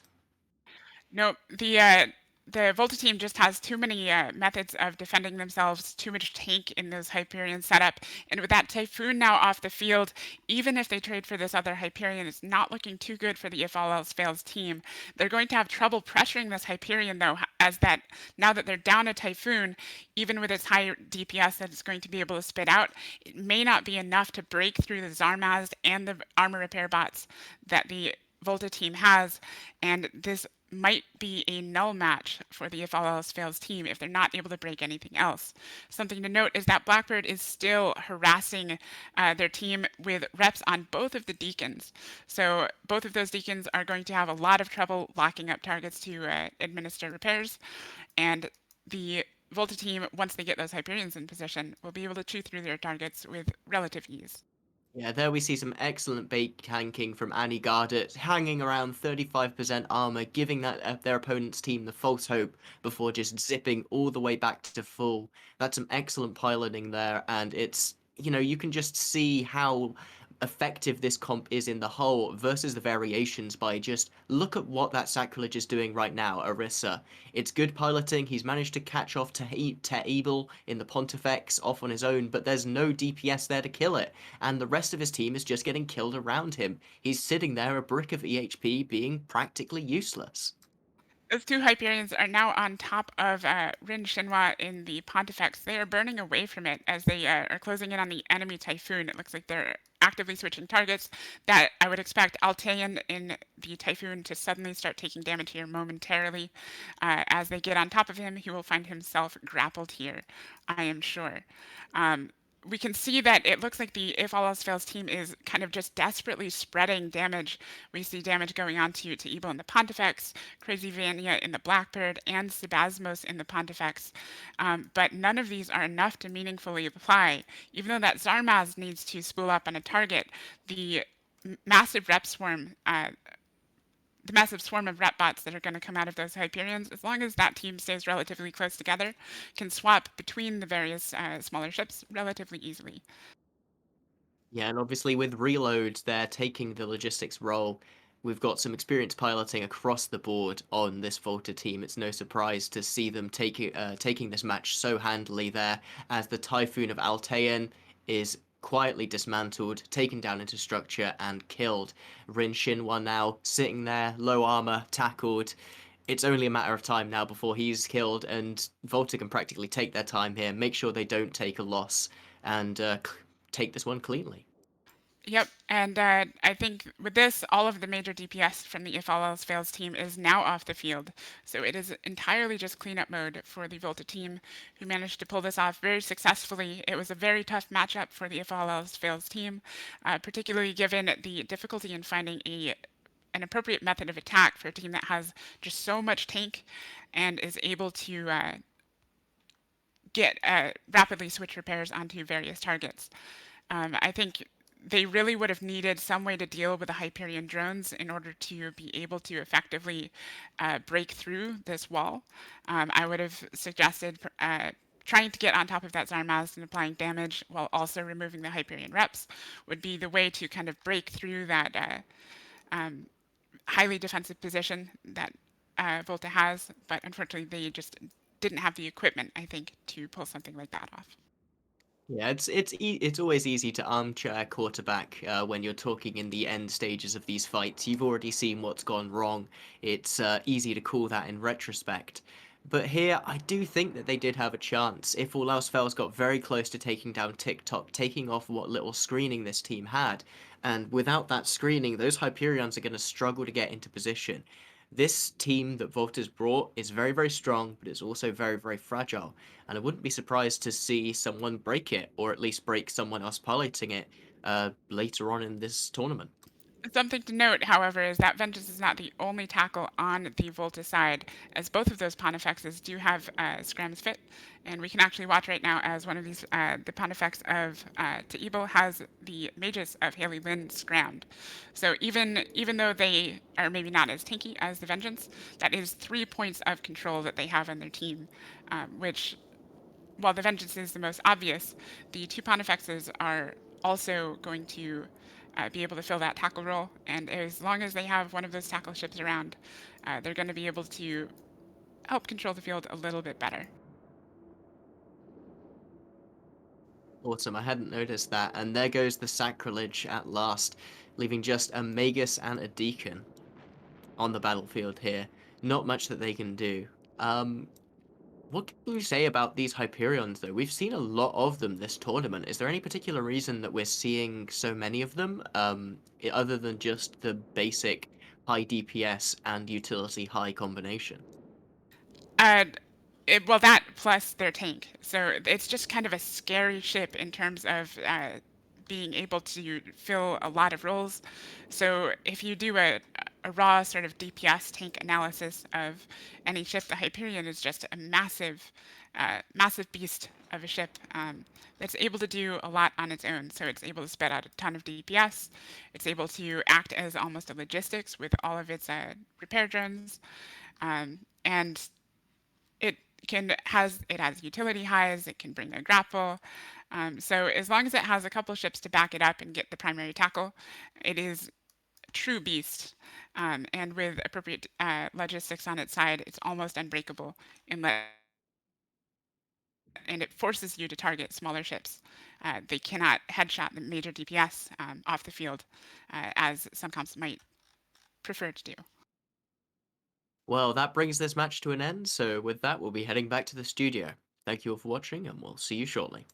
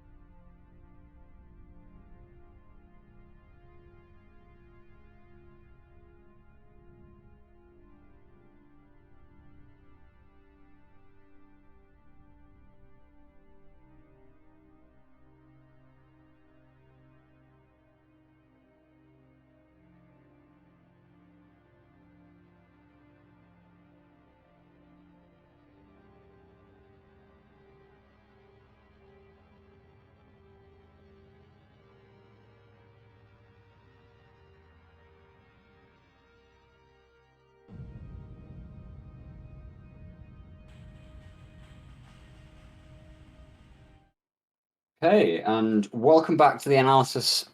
We've just seen the end of game 28, sorry, in the winners bracket of the Hangry Games. We form VOLTA versus If All Else Fails. That was a really textbook performance from VOLTA there, just really controlling the grid with those ECM, and that Zamazar just really showing how much those ramped reps can work. Jin, or you commentated that match. Was there Yes, anything that If All Else Fails could have done there? Jin said he had a hope, so I would like to hear what Jin would have liked to have seen from them, I think. Yeah, I feel like if you'd have sent the sacrilege in with the team that ended up tackling down that TikTok in the Vengeance, maybe at that point you could have been able to take over the game with the early kills, because those Hyperions are going to take a while to get into position, and they're going to need the support of that Vengeance and the Pontifexes both to really control the match. So you need to take a kill early and snowball it if you're the other side of that equation. Unfortunately, they just weren't able to do it. You know, it's not a 60-40% chance. It's like a 20-80, but you've got to really commit to that 20% chance if you want to take it. I think And it's a hard sell too. Like it's a tricky they've one. got two typhoons. They've got two typhoons, which is all rapid heavies. That's all they've got. All it took was one jam, and that just ruins their damage. Like, even no matter how hard they try, it's not going to matter. The Sacrilege can try and Also- tank, but against two hypes, it's not going to matter. It's just they were done on warping as far as I was concerned. I think So some of their that's hope in that. one thing about both rapid light and rapid heavy. They are quite vulnerable to ECM, because if one of you get jammed, then suddenly you're out of sync. So then you have to decide, to wait until you get unjammed, or what do you do? Because the advantage of having these rapid setups is that you can do a lot of burst, but that doesn't help when you're forced to split your damage.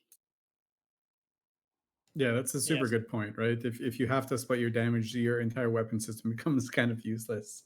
One of the cool things that we kind of learned from this match, right? If you look at Warlords of the Deep, or Warlords of the Yeet, as people have started calling them after the MJD play, and We Form VOLTA, these are very storied teams in the competitive EVE scene. The pilots themselves are all incredibly individually skilled. The theory crafters are top notch, like A plus tier, S tier, however you want to call it. They have taken now every match that we've seen from the teams, every single time they've taken the double Hyperion Blackbird with a little bit of kind of flair to it, right? So it shows us that the top teams think that this is the week one meta, right? This is the team that can beat almost every other team if they can fly it correctly. And one of the neat positions you are in when you are in a tournament like this, obviously you've got a huge target on your back because you're the big dog, but you can sort of dictate the meta a little bit, because we'll definitely be seeing in this next week people trying to break down this Hyperion setup, saying, hey, what makes this work? How can we fly this? How can we make this work for our teams? And these teams will both probably take these setups one more time if they can, and then they'll unveil what they've theory crafted, which is the counter to this team. So it's super cool to just see the little small parts of this, and this is why like the competitive scene at EVE is like no other. There's insane theory crafting, insane strategy being played every single match. If you were to build a counter to this team, what in your head would that look like? Curse. Well, you can sort of see what the counters are based on what they kind of ban, right? So both teams have banned the curse, right? So the curse might play into it. The Hyperion hates a curse. It is super annoying. It has the Hyperion really likes a lot of long drawn out fights, and the curse really excels at that, right? So the curse getting Balgorn, that type of thing, might throw a wrench into it. Also, we saw Warlords of the Deep ban the Leshak. If a Leshak is ramping up against your Hyperions, maybe that super tank that we're talking about isn't nearly as effective. Oh yeah, for sure. Leshak will rip through a Hyperion. There's also Absolutely. smaller choices to keep in mind too that may not come to mind quite as immediately, such as the hyena. Having the ability to keep those Hyperions at arm's length means that they're not able to apply their heavy DPS to you quite as effectively. So I think that cutting comps could actually be quite effective against them. as long as you fly them highly skillfully. So you really need to have the right pilots and team in order to make that work. But if you're able to just kind of stay away, kill the small stuff on their team, if you can manage to get an opening, which if you're, rapid light fit or something like that, you can probably do more easily in split targets in order to make something like that happen. But So much one higher skill. key thing of dealing with this setup is being able to deal with the repair bots. So even in this format where take 2 damage drones are allowed, they still pick take 1 repair bots in this setup because Hyperions can have 4 heavy repair bots each, and that's a lot of repair power they can put on top of the already powerful repair power of their Logi ship. So by combining all this repair power, they can tank a lot of things.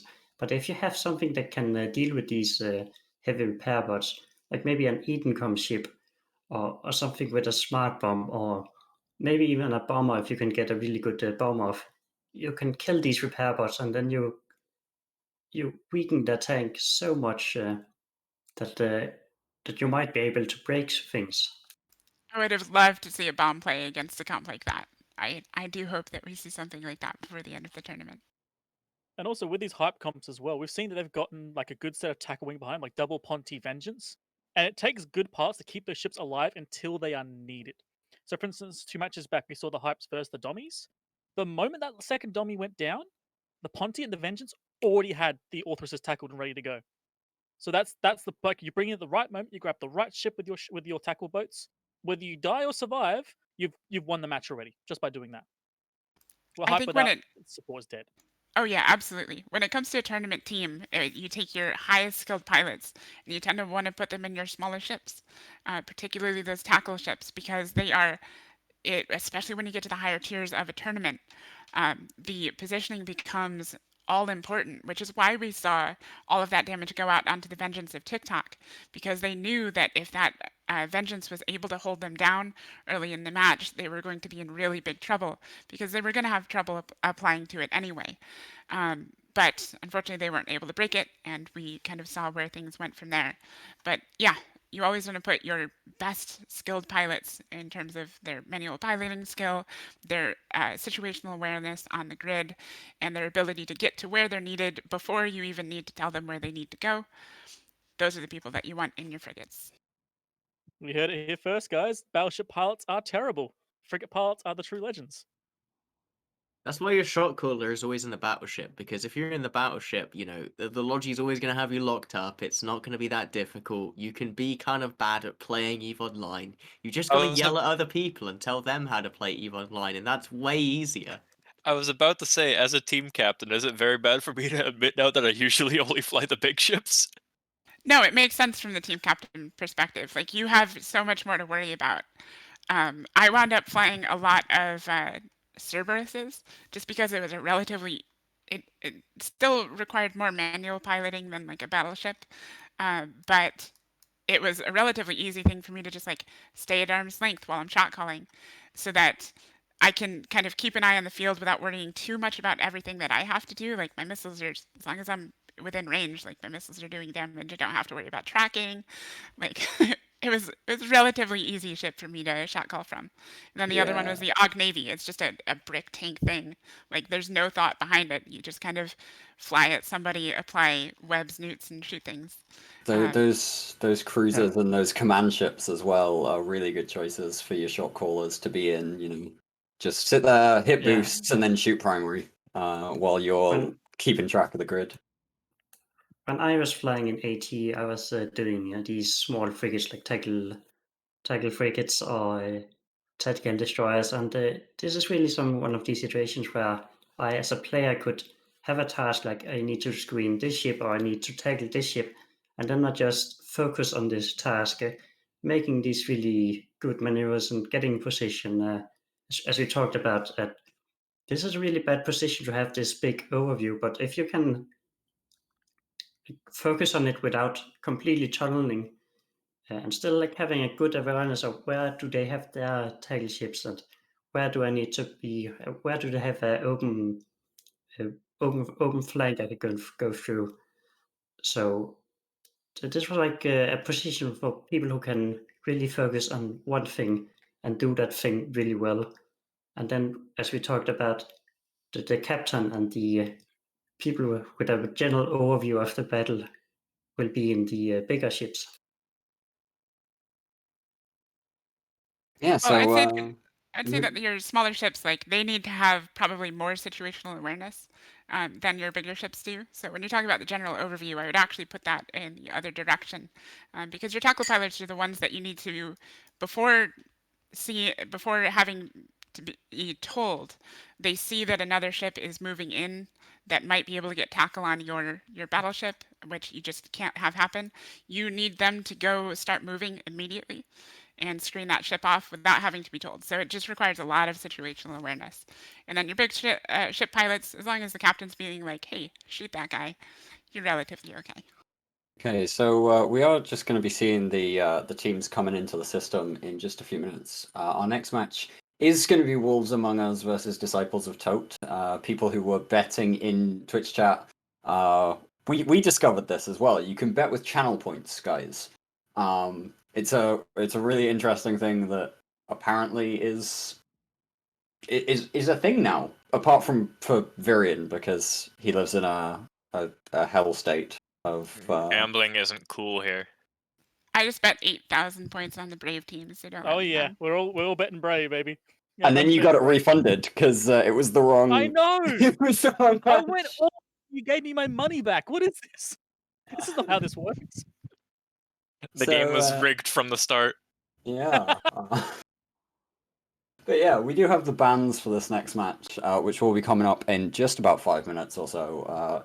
We've got Wolves Among Strangers banning Sleipnir, Rattlesnake, Scimitar, and Disciples of Tote banning the Vindicator, the Leshak, and the Barghest. So some very battleship-heavy bans here. Anybody got an opinion on what you think we'll see within that kind of within those options?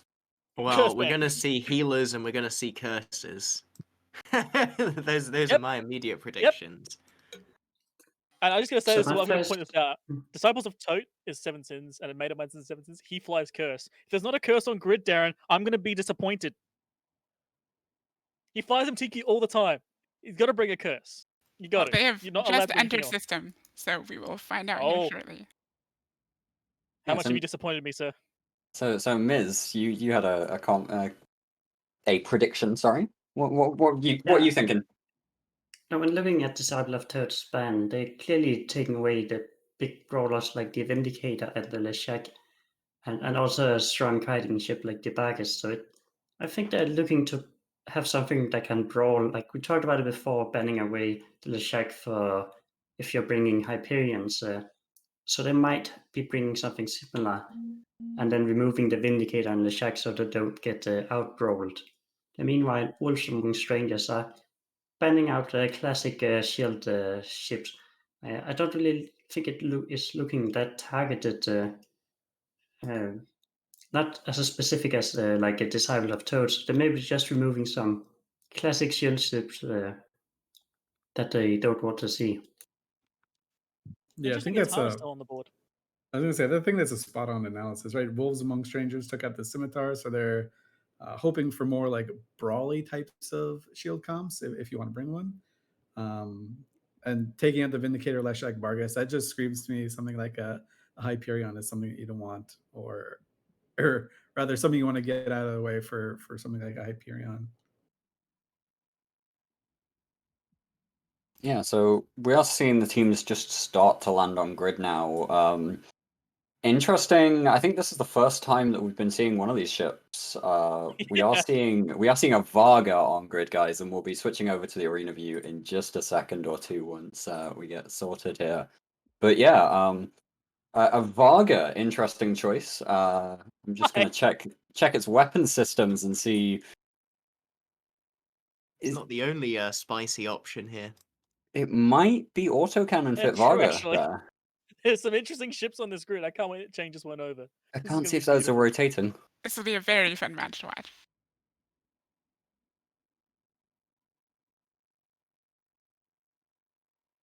Switch run ready. Yep, flip it over.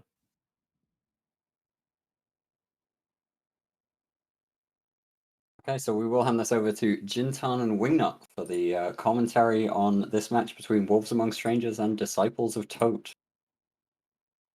Alrighty then. I want to let you start this one off, Jin, baby. Tell me what's going on.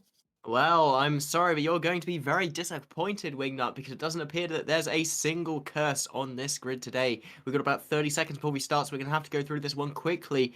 But we see here that the blue team has brought 2 Raven Navy issues. Those are the Caldari heavy missile systems and a bunch of other random support. Drake Navy issue, Punishers, Hecates, the whole mix.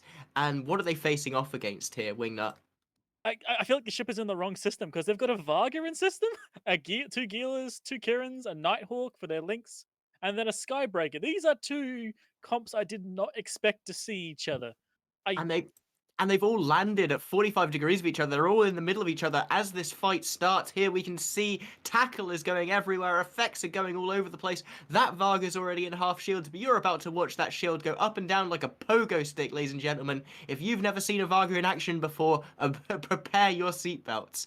The Hecate of Max Z is in hull already, probably getting peppered down by that Varga. Its autocannon's tracking it perfectly. It's down already. The Raven Navy issue of Toten is down. The other Hecate is down. Good lord.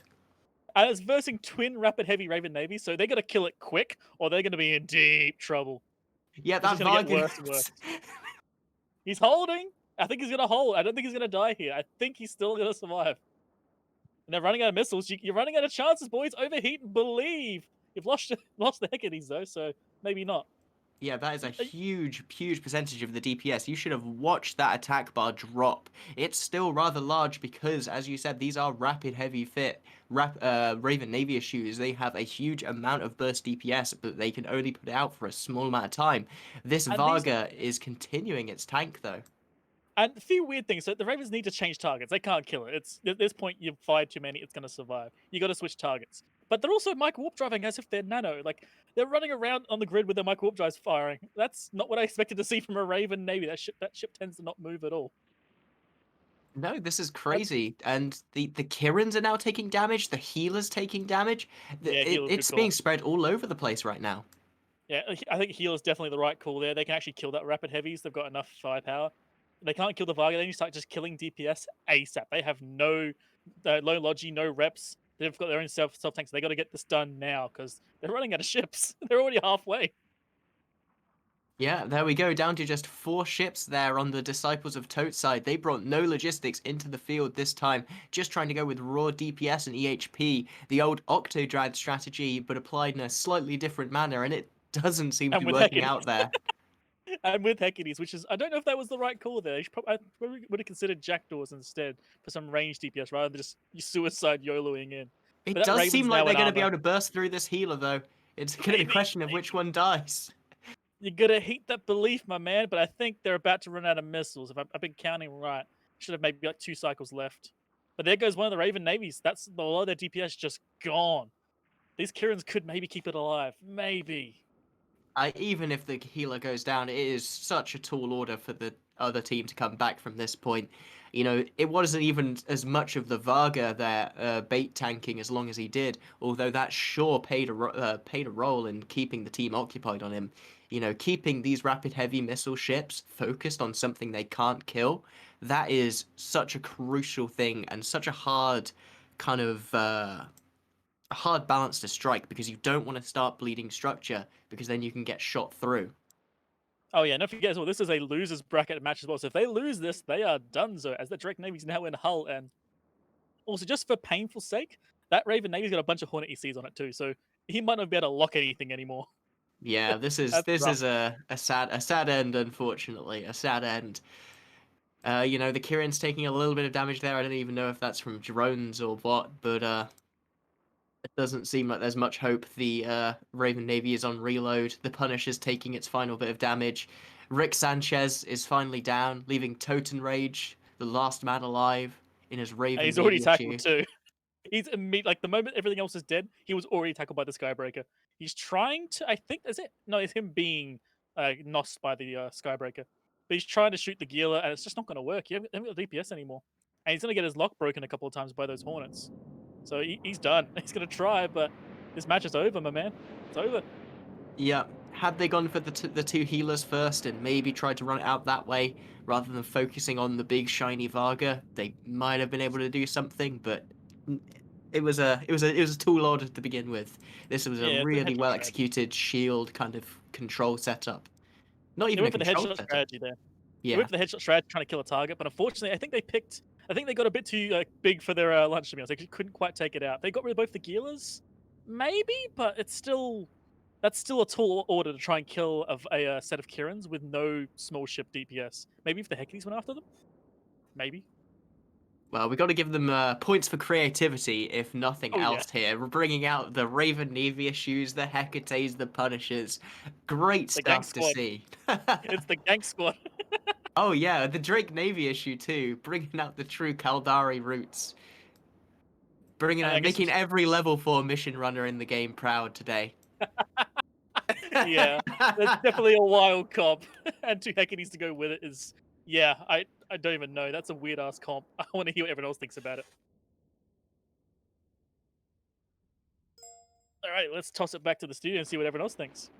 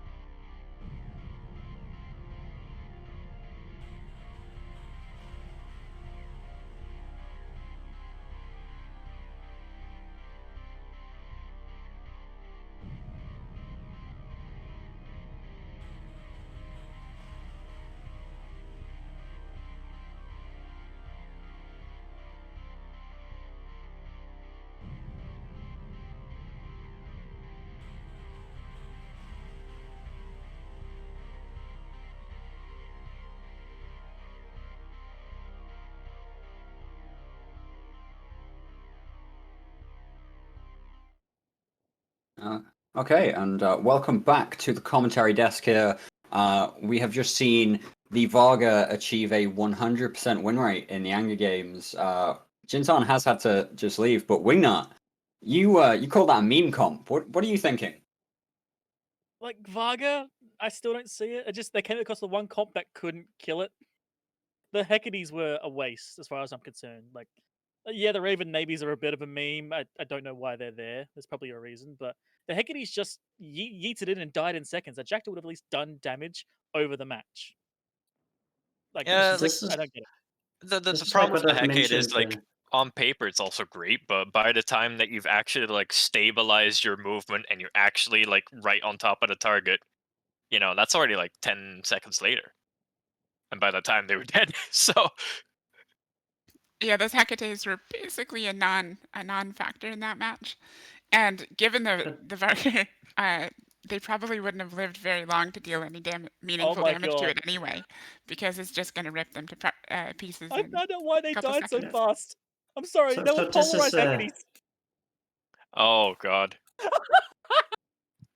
I mean, here's the thing: if you don't shoot them, right, so they don't die, they pump out so much damage. You might just get caught off guard. So it's I Yeah, think but it's I mean, you have two Gilas on grid, so Yeah, this is the exactly first the thing point I those want to Gilas are make. thinking is Yeah. just looking at those Hecates and going, haha, delete. If you want to finish quickly stuff, you need to ban out the healers. Hecates are friends, not food. Assuming your enemies don't have basic prioritization in their shot calling is probably not a winning strategy most of the time. But Personally, it was just honestly great to see because having practiced against Wolves Among Strangers quite a few times, we did occasionally bring a Varga comp at the end of the day just for like the last match, just to have a little bit of fun. And now actually seeing a Varga comp on grid and winning was quite something wonderful. Yes. So we do see, unfortunately, Disciples of TOTE drop from the Anger Games. So that was a knockout match in the losers bracket. Yeah, In I mean, fact, they brought polarized Hecates. There was no other way they were going to go but into the dumpster, so there was no way they were going to win that match. I mean, Not in a Polaris million years. Hecates, at least they went all out. I gotta give The them balls that. to the wall, mate. Yeah, absolutely. Full on Gank Catalyst style. yeah, you got to try it. what are your guys' opinions on that? Those Raven Navy issues. I just don't understand because if those had been two Ravens and they'd been torp fit, that Golem or the Varga would have died in no easy. It wouldn't have even have been a question. And then at least the comp starts to make a little bit more sense. You have a bunch of extra points that you can throw in a little bit better tackle than Hecates. I mean, to I be don't think fair, having a if- Navy Ravens is worth it over normal Ravens. They don't really bring much extra. I mean, an application bonus instead of a damage bonus. Yeah, okay. But yeah, no. Not when you're Application using bonus? rapid heavies even. So what you're saying is application bonus, you got to bring the Torp Raven Navy, right? Go full balls, go all You the would way. think something like that. I mean, yeah, but even then, the Raven, just the regular Raven still makes sense just because you got the rate of fire bonus, so you may as well just go all out. If you're going heavy Torp DPS, just go all out, go the regular Raven, get that extra DPS. it seems the way they Yeah. were using the Raven Navies were just kind of like a poor man's Barghest, right? The Barghest seems to be better at what they wanted to do for everything, but they banned the Barghest, so they couldn't bring them. So I kind of get the sense that they were like, oh crap, we're not sure exactly what to take. We had this one idea, now we have this other idea. Shoot, let's just shove these Ravens in for the Barghest and go with that one. Yeah, so speaking of the Barghest ban, we do have the teams from Brave and Test dropping into system now. So let's talk a little bit about the upcoming bans. We've got Nighthawk, Balgorn, Barghest, Rattlesnake bans from Test, and then from the Brave team, Hangry Nubs, we've got Healer Balgorn. That's that second duplicate Balgorn ban there, with the Vindicator and the Hyperion ban. So lots of big ships banned here, lots of high DPS stuff. Seems like at the very least, Hangry Nubs might have identified that Hyperion comp that you were talking a little bit about earlier. Yeah, they're also taking out the Balgon and the Vindicator. So again, they're looking to remove these really good, brawly, strong battleships, and they're also removing the healer. So they can bring some squishier stuff without having to lose it to these buffed up Germs. So Yeah, I could see them trying to do something with brawling, since they want to get rid of these really strong ships, and also have some small support ships that needs to be protected there. And on test, we've seen them ban out a lot of strong shield ships. Like Nighthawk and Rattlesnake are both really tanky and can do a lot of damage. And the back is this really nice kitey rapid heavy ship. So they could be different things, but they really don't want to face high DPS, high tank shield setups. kind of expecting Sleipnir's from test here. I don't know why, just random feeling.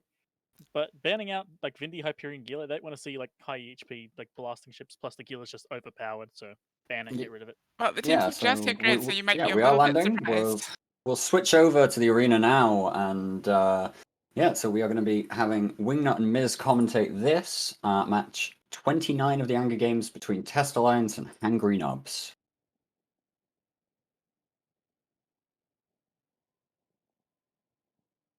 Hello everyone and welcome to match number 29 in the winner bracket with Test Alliance versus Hangry Nubs.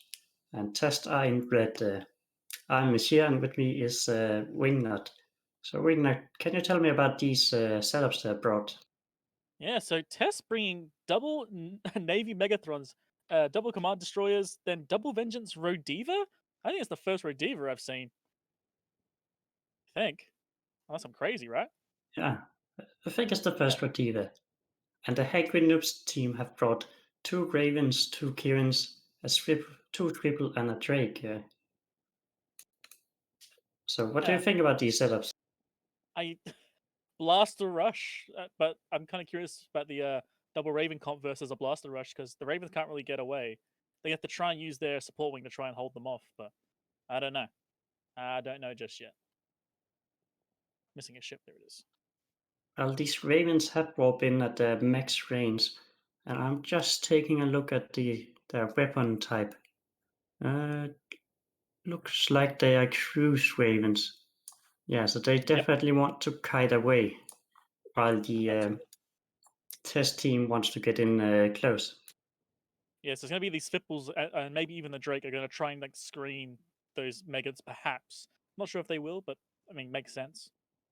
Curious what their target call is going to be. Are they going to go for the Rodiva first if they can? Or are they going to go after the Mega Navies? Or perhaps one of the tackle ships? So the test Drake was warped in at 0. I don't know if that was intentional or if it was a mistake. And he's burning back hard. He knows he doesn't want to be close to these Megafronts, as the Pontifex is going in to tackle him. Yep, and here comes the wave of Reptrons onto the Rodiva. The Rodiva is being primary by the Ravens. But that's actually heavy Reptrons even, so they've got as much rapid power as they can into this Rodiva. And it's holding really well right now. I think they can even damage it. It's sitting at 95 to 99%. It's just not losing health. Yeah, so that's the thing about cruise missiles. They can hit the entire arena, but they struggle a bit with application, especially against an afterburning Logi. And these Megafront Navy issues got full-sized drone bandwidth, like 125, so they can bring 5 heavy repair drones each. So maybe these Megafront Navy issues actually substitutes of the Hyperions who got banned. Maybe, and the first Raven is caught now, so now he's going to start brawling a Mega Navy at point blank. Looks like he's tanking pretty well considering, but that damage is going to start getting worse, I suspect, once these Megas start using Void. Yeah, it looks like they swapped over to the Navy Mega of Dana. He's taking heavy armor damage. Can he actually be hull tanked? Either that or just got a very low buffer. Yeah, he definitely not hull tanked. So this is actually really good for Brave team. Yeah, the Rodiva's too far away. They're outbrawling a blaster setup. Yeah, that Rodiva was actually too far away for a moment there. He's starting to get reps properly now, but for a while there, I think he was actually just out of range because they forced him off with Cruise. And now he's finally coming in to try and save his Navy Mega, but he's getting low, but so is the Raven. This is a race now. And the Mega goes down first. Ravens This outbrawled is Navy huge. Megas. This is huge for the Brave team. Now they can better sustain against them. But it looks like they swapped over to a Kirin, got knocked into half shield, but is taking catching grabs really well. But still, I did not expect this brawl to end up in Brave's favor. Like, Keep if that you're Raven having going, cruise keep that- missiles and you don't want to brawl blasters, but they still managed to pull ahead. Yeah, I'm not honestly sure how. surprised. That Raven's still holding though. He's still holding. He's in low hull. They need to like overheat their reps. Maybe I wouldn't say even sacrifice the Kirin, but yeah, there goes a Raven. So you got to try and save the Kirin now. But the Kirin's down too. Their team is starting to fall apart. The Redeever is still alive for tests. I think that might start becoming a deciding factor in this fight as they start losing DPS. Yeah, but the second Navy Mega is into structure, so he's not going to live long. And with Hip gone, they have almost no DPS left. Oh my god, they're actually going to kill the Navy Mega with one Raven left? The Redeemer's going to be overheating his rep, surely, right? He's praying this is going to save him. Yeah, so these Swiftles and the Raven just need to find the remaining DPS to finish that Navy Mega. But we have to remember that the Rodiva is a Triglavian Logi, so the longer it repairs target, the stronger the reps are getting. So maybe the Mega Navy might stabilize now. If it does, this can swing the match into the favor of Test Alliance. Yeah, Brave has got to overheat now. Just if they've got any heat left in those guns, they got to just bring everything in. Even the Swipples, they got to hit too. One Swipple's actually not even moving. If that Navy Mega decided to, he can switch target. It was like two-shot that Swipple perhaps. It's just sitting there. As the Kirin goes down in a second, boom, there goes the last Logi for Brave. And this Navy Mega is holding now. They might have saved him. So one of the vengeances is actually in low armor. At this point, it might be worth for the Swivel to swap over and they should kill him off. Remove this DPS so they can stabilize a little bit better. Yeah, they have swapped to Vengeance with the small ships, so they might be able to get it. Vengeance is a very hard ship to kill, and I'm seeing reps from Logi drones on him. Yeah, it looks like the Vengeance is killing the Swivel of Crate, the Dwarf. Look at the Mega! Look at the Mega! Oh, he dropped a lot of hull there. He's getting real low in armor. Simple just gets deleted, but that Mega is so close. Yeah, at this point, I just need to get the last remaining bit of repair out of that Redeemer just to keep that Megaphone alive. The Raven is entering armor, so he's not going to live for long. So they need to kill this Mega soon. I think they've got the Raven. I think the Navy Mega is going to survive. He's just holding on like a sliver of hull. What's he got left? Yeah, the Mega is structure. The Mega is holding, and the Vengeance is taking repair from repair drones. Oh wow! Oh wow! The Mega went down. At the last moment, the Mega goes down. That was Drake and Spipple versus Double Vengeance Megas Rodiva. That's an interesting fight. That's not what I expected to see today. Almost simultaneous destruction. But even though the Brave team is having more DPS, they don't have the Logi power of the Redeemer. So at this point, the Redeemer can really swing the match in their favor. Like the Vengeance is not tanking. At this point, I think the Drake can't do anything anymore. Even if he does damage to these small ships, which he's going to struggle to do, the Redeemer's going to keep him alive at this point. Honestly, Tess has got this. That was an amazing switch at the end, though. Wow.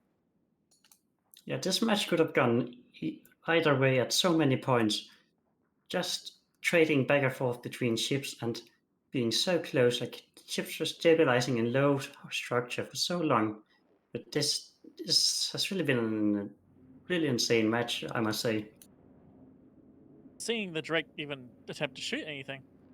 He's just kind of sitting there and taking it. Is he shooting? Yeah, and we are seeing GFs in local. As the match is wrapping up, 2 Vengeances and Mages killing off Drake while having Rodiva to repair them up. But look how long it takes to kill the Drake, though. It's got so much shield. It's just going to sit there for the next 50 years and just never die. I think that might be is that maybe a Lynx only Drake, and the missile launcher is just there for looks? I think he had burned out his guns. If you look at the attack bar, it's really low. The only DPS that Drake has is these 5 acolytes. trying to harass the Redeemer and now being pulled back. 5 Acolytes versus a Redeemer. Don't worry, boys. Jinx has got this. He can do it. But he's still trying. Looks like he swapped to the mages of Soldarius. So he's trying to kill these mages, even though it's going to be a very long shot. Oh, yeah. And he can't even make for the edge of glory. He's being held down by 3 tackle ships at the same time.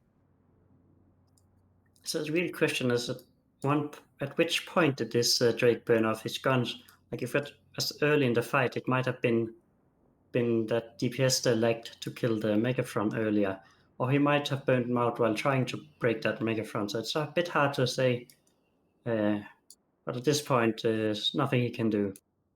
He absolutely went for it. I'm wondering if he's also tried to degroup his guns, see if even one of them is fireable. I suspect he probably already has, but it's not really going to matter even if he did. Not enough DPS to kill a Redeemer. Yeah, that's a big oof. Yeah, people in chat are asking if it's an all-linked Drake, but if you look at the module, like on the ship module, you can see some launchers. So he used to have DPS, but at this point, they're all toast. And he's saying in local that he burned the guns on the Mega, and There you this go. is understandable. This is like one of these situations that was so close that you're trying to squeeze out the last tiny bit of DPS, but unfortunately it wasn't enough, as he's entering armor, and soon this match will be over. Luckily, this is a winner bracket match, so Hangry Nubs will still continue in the elimination bracket. And unluckily, I lost a lot of channel points in that bet. Brave, why you do this? We believed in you. But they'll come back. They've got losers brackets to come back and kick some butt. Yeah, they certainly have a chance again, and now they can farm some more skins. As Jinx goes down in the Drake, good fight, and sending it back to the studio.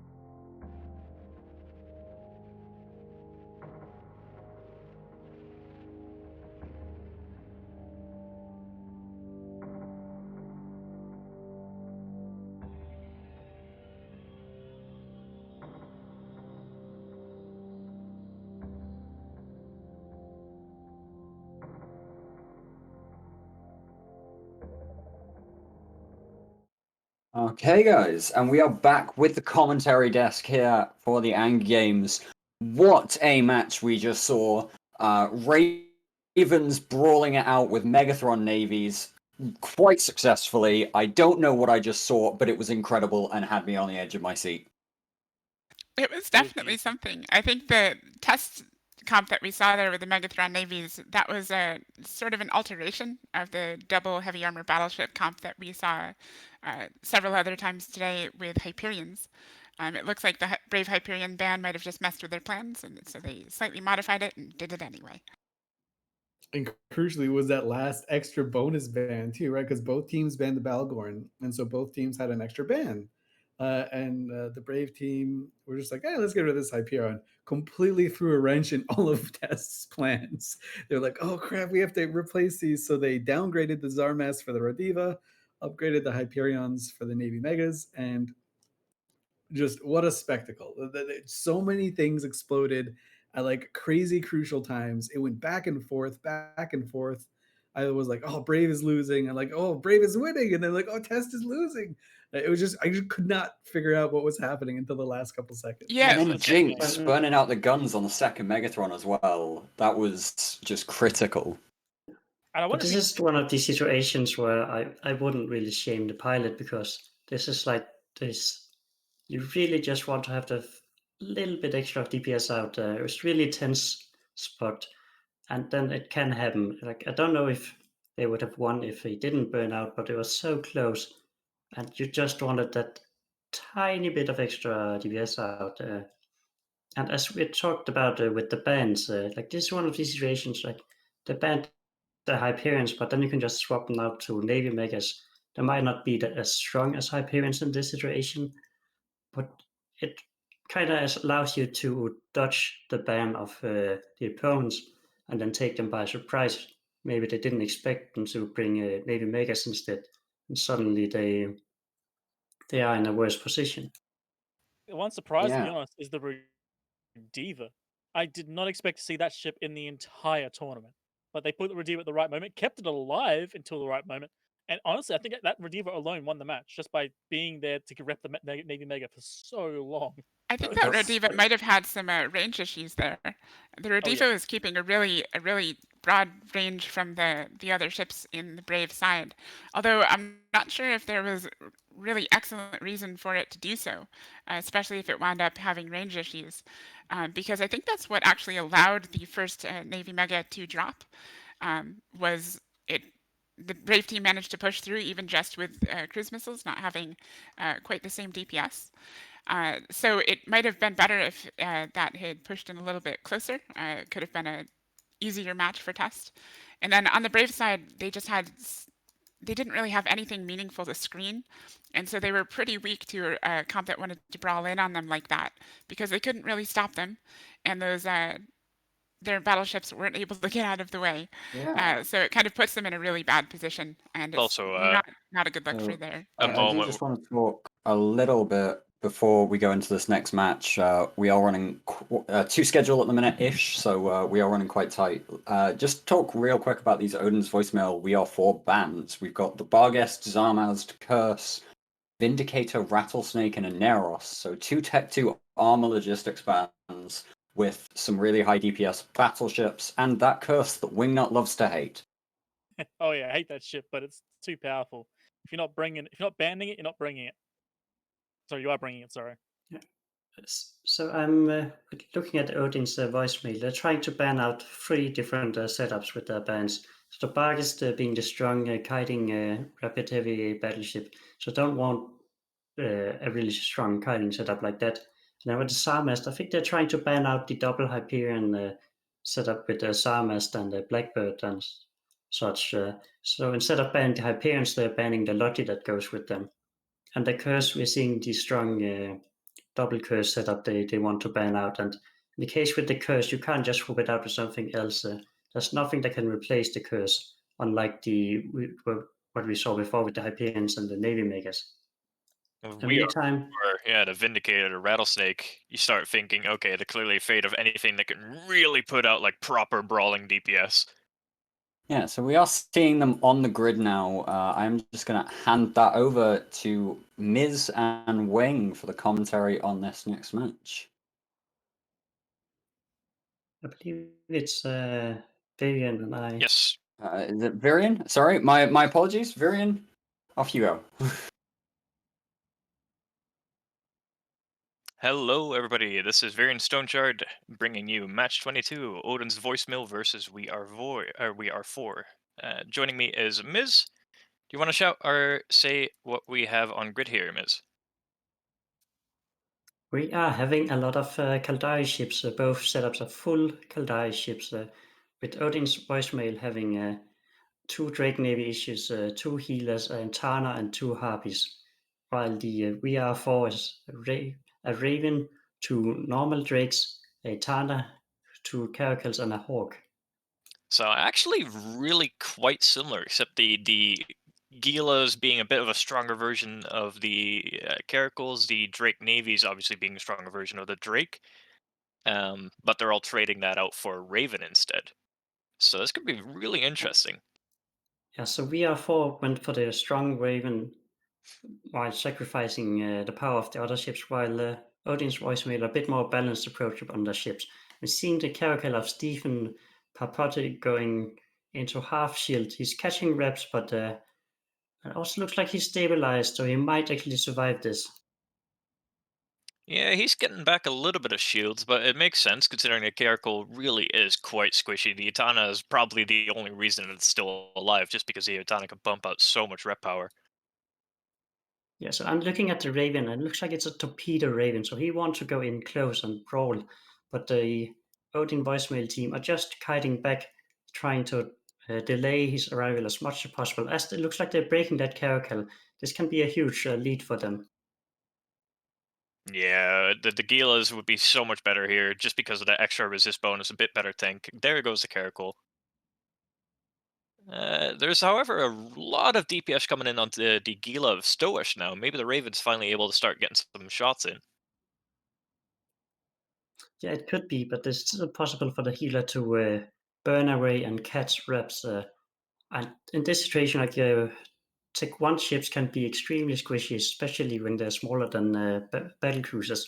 So Tech 2 cruisers, or in the case with the healer having resist bonus, they can tank much better than like these Caracals that can really struggle against projection. Yeah, and just as you said, Stoish has managed to run into the back line, hug the Atana, get all repped up, and meanwhile the Caracal of Inkswitch is just getting beaten down. And that's 2 Caracals down now. And it shows one of the strengths of the healer. If you drop the drones and they're attacking, then you can just pull back and get repaired up. We're seeing Tiger Ven on the Odin's team taking a shield damage, but he's so far away, it's going to be hard for them to actually finish him off, as he's Yeah, having a he's form got of a swarm of repair bots. on him, so I don't think he's in too much danger. Yeah, so these 2 Drake Navy issues are having medium repair bots on the Etana in order to keep him alive.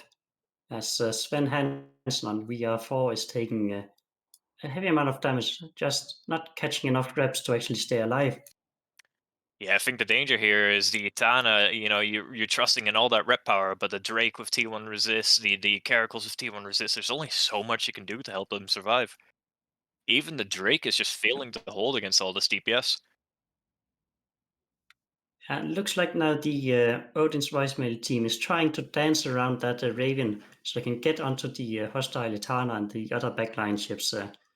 Like with Raven being torpedo fit, it's hard for him to actually go in and get his damage applied against a setup like this that is so mobile.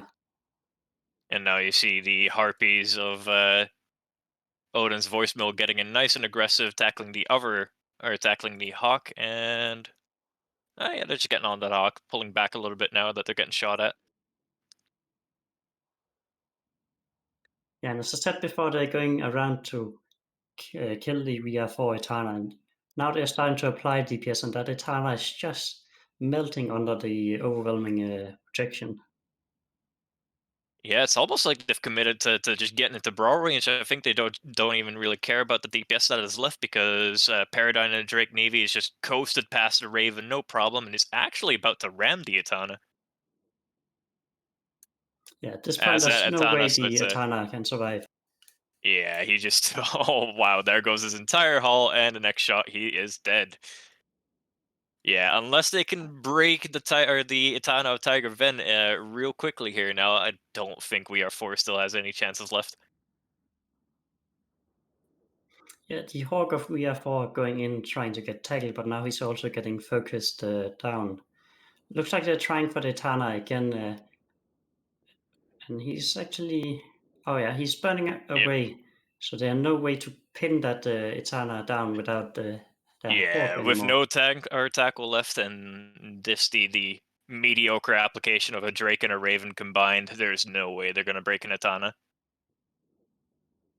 I think it's safe to say at this point that Odin's voicemail is gonna take it with a full 100 points lead here. Yeah, this is an elimination bracket match, so we're going to have to say goodbye to the VR4 team. They did try to take this match, but they got outplayed by Odin's voicemail. So maybe Odin finally took the call and led them to glory and victory. Answered them with a proper beatdown. And now just a Raven of Ozozu left for VR4. And maybe he can still make some hero plays. But at this point, I doubt it. He can't even manage to break the Harpy that has him tackled right now, so... Yeah, he's pinned down and just waiting to get destroyed by a full team. The Harpy of Yokan Otsabu is just casually strolling around. I'm not really sure what he's doing, but at this point it doesn't really matter. They have secured their victory and they're moving on in the elimination bracket. Yeah, definitely. A wonderfully well-performed match from Odin's voicemail. And the Harpy is now just showing off by activating self-destruct on his ship. He's just rubbing it just in. to be impolite about it. And there we go, a 100-point lead for Odin's voicemail. With that, we will take this to the commentary desk.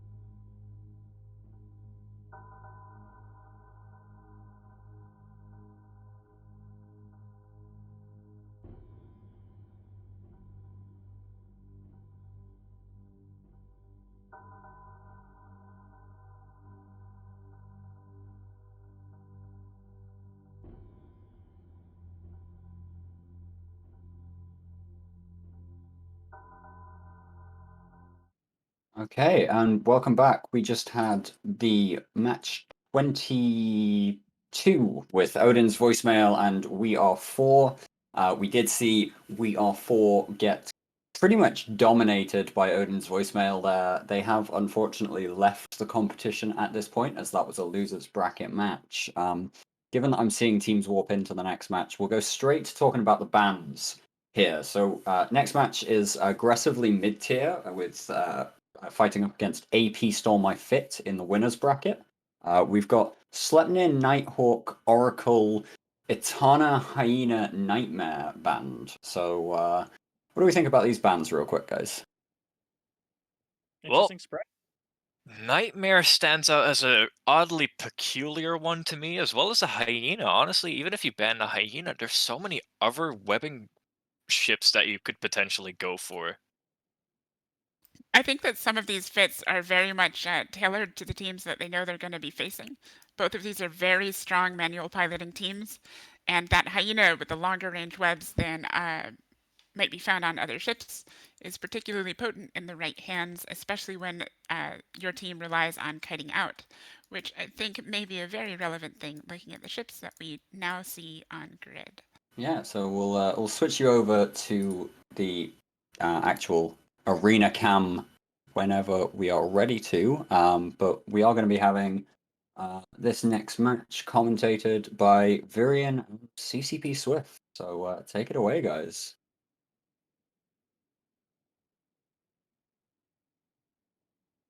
All right, welcome everyone. I'm CCP Swift here with Varian for the Anger Games. We've got aggressively mid-tier versus AP Stole My Fit. Aggressively mid-tier in red over here. And I know Wingnut's going to be happy because he finally sees it. The double curse Pontifex, Nurgle, Sveeple, Abaddon, odd choice, Onirio's comp. Meanwhile, on the other side, we have an Osprey, 2 Ravens, 2 Orifices, a Stork, and a Raptor. So the curses tracking disruptors might not be too effective, but if they still have a guidance disruptor, that could really hurt here. Yeah, it'll be crucial to see what these curses are fit. This team, aggressively mid-tier, otherwise known as the Rokapel team, they have kind of a long tournament pedigree of flying curses. So it's something that their theory crafters, I'm sure, keep in mind. Probably the first time they've flown into Baden, though. That's a new one. As we see Cyclohexanol getting the first shot off, these Orthoses are just dumping everything they have into him as he's trying to stay safe. They are, of course, armor curses, so not too much to worry about. Yeah, the Abaddon still stands out as a really weird one for me. I'm not sure why you wouldn't just bring an Apocalypse in this case, but we're gonna have to wait and see until we see some actual damage being applied before we can really tell what it's doing. Right now, the curses are just oppressing everyone with those missile guidance disruptors, right? You see those guidance disruptors spread over every single turret ship that they have. And now I'm sure you're going to try and see these curses try and cycle in on this Osprey, trying to get some newts out on them. They might be trying to circumvent the tracking disruptors and just getting close because I see Skykiller and Damas is starting to approach the MGD units. That'll be an interesting one if they do. Let's see if the aggressively mid-tier team can adapt. Right, they will have to move quite quickly out of the way. Abaddon's not known for moving quickly out of anything. You can see it's trying to pump up its speed. Right now, it's going a blistering 600 meters a second as it's trying to move away from that tournament MJD beacon landing point. Yeah, it's actually quite scary because they're not too far away from the center of the arena right now, so a good MGD would put them right on top. All right, there's going to be a lot of positioning here. It seems a little bit boring, but the positioning here will be crucial. These curses have a very high skill cap, as Miz had mentioned yesterday. Um, they can do a ton of damage, but if they're out of position and they screw up, you will notice it, and the whole house of cards will start falling in upon itself. Yeah, especially when you have a Raptor Stork, the Raptor's now currently neutered out to all hell, so I don't think he's going to be able to get away from that anytime soon. But any opportunity that the enemy team gives them, maybe splits apart a little bit, that might just be what they're waiting for this MGD unit attempt. Just try Yeah. and maybe get the backline, split somebody up. There are a ton of shield maintenance bots, but not all of them are coming out to save this raptor. This raptor's kind of out of range, it looks like, of these bots. And they also don't want to just give these bots away for free, right? This is a huge part of their team. The AP Stole My Fit side really want to keep this. And, you know, the raptor's fast. It can move back. It can get saved by this Osprey. Saying that, oh, it just took another huge chunk of hull. That You is only need dangerous. 1 structure HP to fly your ship, so I'm sure he's fine. He's got 14 structure HP left, and he's gone. No, he's got He didn't nothing listen. left.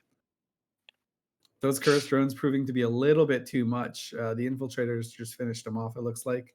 Oh, and there we go. The MGDs are spooling up. Oh, here it comes. The Osprey's, oh my gosh, the Osprey's taking a ton Oh. of damage now. As it spooled that MJD, it sig bloomed a little bit, and the Abaddon just laid into it. But now the Osprey is quite far away. Let's see if he can. I If he think can they survive. waited too long. I think they overshot the attempt. They are now like quite in the back line, but the Oneros has already managed to burn all the way out. Cyclohexanol in the Pontifex has noticed that this Osprey is out of position. He is burning, trying to grab a tackle on him. It looks like the AP Stole My Fit side is adapting just fine to this, and Cyclohexanol is forced to go back. Yeah, good attempt, but the MGDs, seeing now, they are starting to commit to this fight. They did the MGD, and now the Raven of Skykiller is burning in that front line, trying to get right on top. The problem is, can he still manage to get on top of something with 2 curses neuting him out? Yeah, you know, they're doing a really good job kind of trying to screen him off, right? So you can see a web applied to Sky Killer. Demasis is not actually webbed, right? So Demasis is going to be the one that can slip through if he wants to. Saying that looks like the Sweeple might be on his way to intercept them now. Yeah, you can see the AP Stole My Fit side just adapting to this situation, right? They're just taking what aggressively Midtier is giving them. They're now rushing back in to try and say, hey, you know what? Our guys are kind of stuck here in no man's land. Let's just turtle up here. They still have a ton of light shield maintenance bots and medium shield maintenance bots to augment the repping power of this Osprey. See, it's Feeble taking a lot of damage here. These Orthruses no longer guidance disrupted, right? They're right up close, so they can just unload all this damage right into this Feeble. Yeah, they might have an opportunity here. If the Oneros is pulled a bit too far away when he was running off, they might be able to snatch Nurgle or the Sweeple off here, and that could be critical in allowing them to tackle other stuff. Oh my gosh, Rotan in the Curse has found his moment, right? He has now thrown some newts onto this Osprey, trying to cap him out. Osprey, just to Tech 1 Logistics, it does not deal well to this. And you can see he's actually joined by the Sweeple himself. So there's like this small little team broken off here to try and force this Osprey off, as you know, just to get more damage on the Sky Killer. Yeah, the absolute positioning here is crazy. It's almost like you have 2, maybe 3, like smaller sub teams going out for specific goals. Yeah, there's incredible teamwork here by both sides, right? They're both kind of splitting off, doing what they have to do, trying to find targets of opportunity, trying to find some, you know, openings to give their team an advantage. And it looks like the aggressively mid-tier team is doing it a little bit better. Sky Killer in the Raven is now in armor. He is going down. If this Osprey gets any closer to give reps to him, he's going to actually kill his own capacitor. So they have to sacrifice this Raven for the rest of the match. Yeah, the Curse was able to force him off earlier, and in the meantime, they were able to get the Raven down out of his shield completely into half armor. And now that the Osprey's back, it looks like it might survive, but he's still taking small chunks of hull there.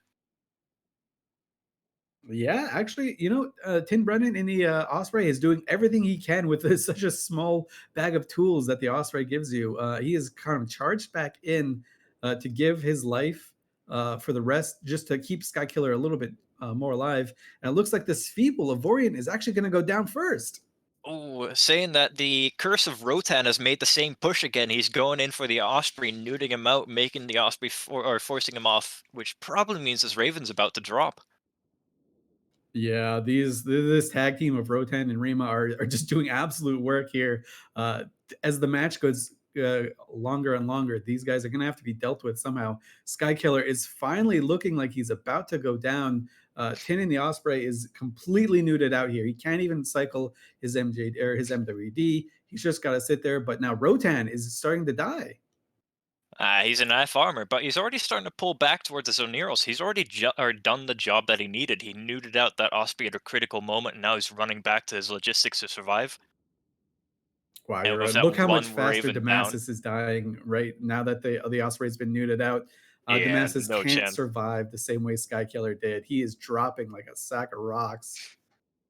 Yeah, Tin is starting to pull a little bit closer, but the danger here is the Osprey or the Raven of Damascus is already much closer to the enemy team, so he doesn't even have that little like extra bit of leeway to get in close and maybe rep a little bit. Demasis really loves flying his Amar ship, so I'm sure he's very jealous that his counterpart on the other side gets to fly in the Baden. I'm sure he wishes he could swap.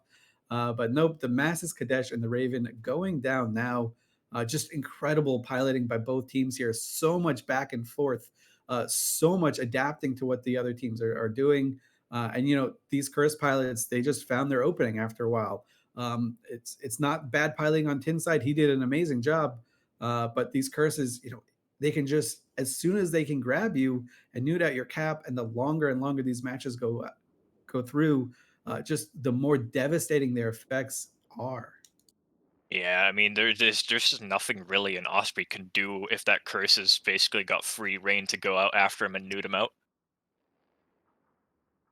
I mean, that could be a curse. That could be an Atana. You know, like, it doesn't really matter. These curses, the way that both these teams were flying, you know, just incredible, incredible work here. You can see the Oneros is now taking quite a bit of damage. They do have rep bots out if they have to, right? The Aban does have a few rep bots. The Pontifex does have a few rep bots to kind of keep them up. And it also looks like Aggressive Midtier might have an active rep onto that Oneros as well. So, you know, quite tanky at this moment. You see the Osprey going down. Finally, he's down, even though he wasn't doing too much. And now poor Faffy Waffy of Darkside fame is now looks like to be the target. Poor Osprey, that man did so much with so little. Yeah, and Chad has it right. The curse is just a mean ship. It is so annoying to fly against. Just incredible. I wish other people could kind of see on grid here and move their cameras around, because both these teams flew just so well. Yeah, they might have lost a sweeple to get it done, but I mean, I would still say they flew almost perfectly. Even losing a sweeple in that situation was 100% worth it. And I think Arya is about to go for the boundary. He's at 121. Is he trying to go for Luckily, glory? luckily the match is over. 122. Aggressively Too late. Midtier do take the dub. But you know, congrats to both pilots on these squads. We're gonna send it back to the studio to dissect what just went down.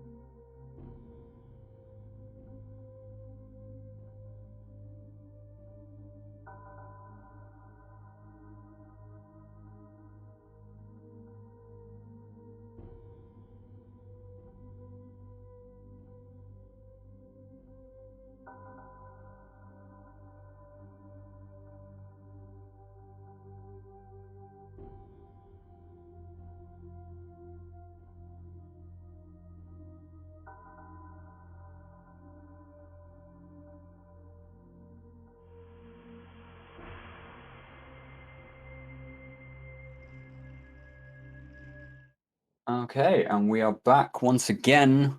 We just saw match 30, aggressively mid-tier versus AP Stole My Fit. Really, really interesting match. Really well piloted. Yeah, just generally all around good. Wingnut, what did you think there? I obviously went the way with those curses because I kept saying the curse is really good. But honestly, like there was a moment there I really feel like they could have capitalized on that Osprey. So when they MJD'd to the opposite side of the enemy team, they actually separated the Osprey from its entire team. It was home alone, stuck and being caught by two Ulthruses. They could have just they could have caught that Osprey immediately, and then just held it there for the rest of the fight. And I suspect they could have killed the Ravens faster at that point, but in the end, it didn't really matter. So I'm nitpicking on a fight that went their way anyway because curses are To be strong. fair, but one of the other benefits of these kind of control comps where you have heavy newts and all this damage mitigation is that the longer it goes, the more cap pressure the enemy team's been under. So it can also pay off to just play it a little bit safely and just let your newts do the job that they're doing. But about this match, like it may look a bit one-sided with the aggressively Midtier only losing one ship, but I think both teams did a fantastic job staying alive and fighting in this match. It's just that these curses were really effective against what AP Stole My Fit brought. And even if they only had an Osprey attack one Logi with a weak tank and not a strong ripping power as attack 2 Logi, but he still stayed alive for so long. He still managed to keep these Raven up for so long, despite being a tech 1 Logi and I think having that two was curses mess with him. honestly some of the best logic piloting I've seen in a while. He perfectly dove in, ran away when he needed to get away from that newt pressure, dove back in when he was able to start getting some reps back on. Yeah. That's what I So said during the match as well. It's so fascinating to see because during those kind of fights, you almost have like 2 or 3 like miniature parts of the team doing their entire own thing. yeah, we're certainly great match there. We are just a little bit behind, so I'm gonna spend just a couple minutes talking about bans here for this next match between Lollipops and Eire Engineers in the losers bracket. We are seeing that curse banned once again. We are seeing the Hyperion banned, but we're also seeing Rapier, Ashimu, Balgorn, and Rattlesnake banned. I think this is the first time we've seen an Ashimu banned. What do people think about that one? Well, They didn't ban Hyena. They banned everything but the Hyena for the long webs. So yeah, but I mean, okay. depending on what you're up against, say you're something like Rapid Lights, you could easily take care of a Hyena. What I don't get And is that they banned the Rapier when the Hugin is sort of like the stronger yeah, that is a Minimatar bit of Logi. an odd one. So if you ban one of them and then leave the other one open, like that's not going to solve you anything. Just only going to Maybe deny them the they rapid. accidentally mistook themselves between the Rapier and the Hugin and accidentally banned the wrong one. I But don't the know. If you want to Ashimu, ban one of them, you have to ban both of them because The they can Ashimu strikes replace me each as other so easily. the Ashimu strikes me as a ban that you only take if you know that you're messing with a very specific comp that your opponent has, because it's not something that I think we've even seen in this tournament yet. So it's oh, definitely it's kind of a strange one. we've used it during our own practice matches, and I can't say it does have potential as like an unexpected utility ship because it's basically a curse with newts or with a bit better DPS and some webbing power. So if underestimated, the Ashmo can bring a lot to the table. Yeah, I'm not saying it's a bad ship. It's actually one of my favorite ships to fly in DQ, but it's pretty far outside of the meta. So it's It's a very weird clear ban that for sure. it's a Yeah, strong broadcast of exactly what they're afraid of. So I mean, this sort of ban to me really kind of says like we want Fly to killer. keep our mobility. Yeah, you don't want to see newts, you don't want to see long webs. Couple that with the curse and the yeah, and rapier, and you've just telegraphed a lot there. yeah, that's what But you're saying. The with damage or the risk between it or behind that is that you ban out something where there's quite easily like an alternative ship that could still do the job. So you're kind of throwing away a ban. yeah, but with that commentary, we do now have the teams on grid, so we will throw you across to the arena with CCP Aurora and Virion for this game 23 of the Anger Games in the losers bracket.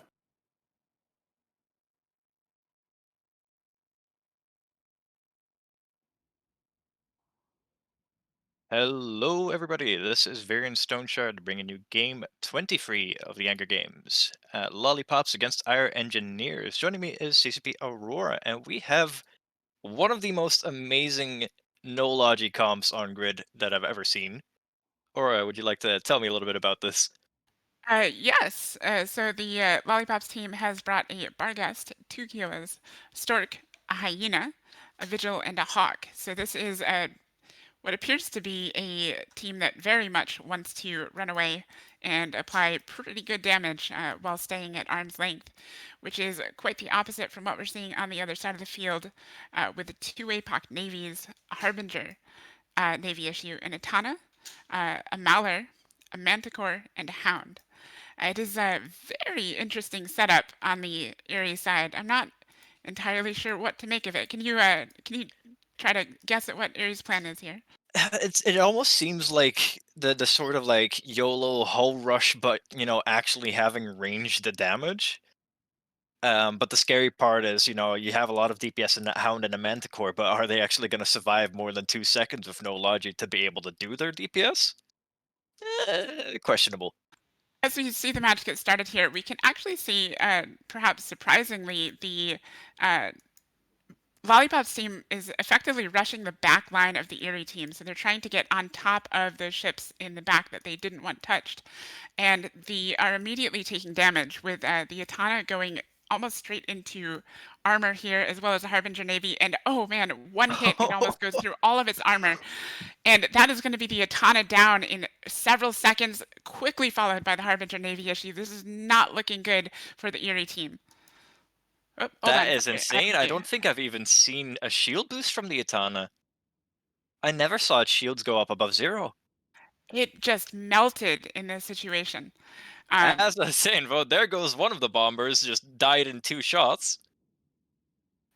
And the Eire team is about to lose a Harb Navy, but if this Barghest goes down, it's going to be a pretty not great position for the Bold team, as that is a major portion of their DPS, and those healers might have a bit of trouble breaking those APOC navies without the Barghest on their side.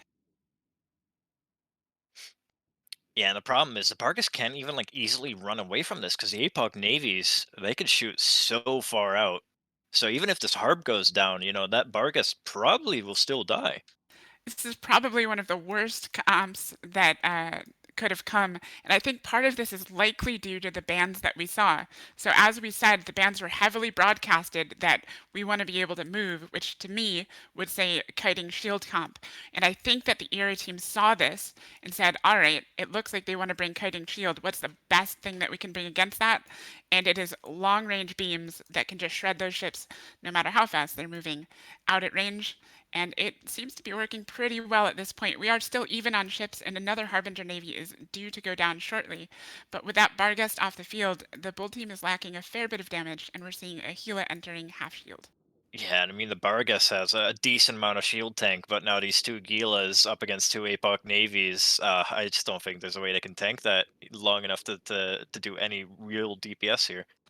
No, that Hyena on the Bold side is very clearly a tool to let them kite and kind of keep things at range, keep tackle off of them. It's a great screening tool, but the Eire team, it just doesn't matter to them. Because Yeah, they're it's like, able to great, kind of you've hit from screened wherever they us, want. but we can still hit you, so cool. Well, It almost might be a better idea for some of these ships to get in close, perhaps, if they can avoid the Mauler scram and try to get underneath the beams. But I'm not thinking there's too much hope here. Getting under the beams of those APOC navies would be their last chance, and perhaps they can slowly whittle them down with drones, but I don't think that's going to happen, as we see Bowman going into half shield in the healer.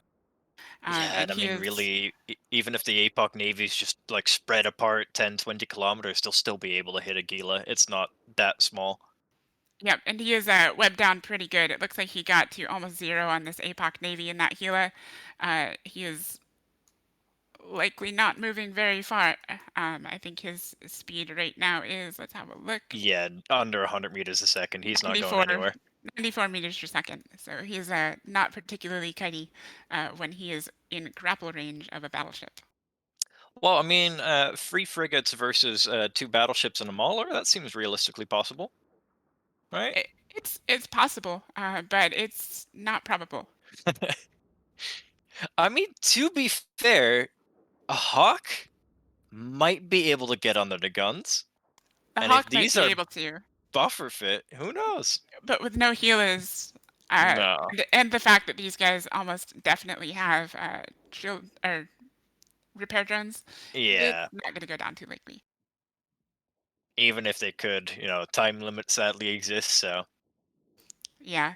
I mean, this is the sort of thing where you see a single frigate get on a really blingy battleship kill or like a Rorqual or something like that in nullsec because they have the ability to just wear it down over 18 hours because the pilot's AFK.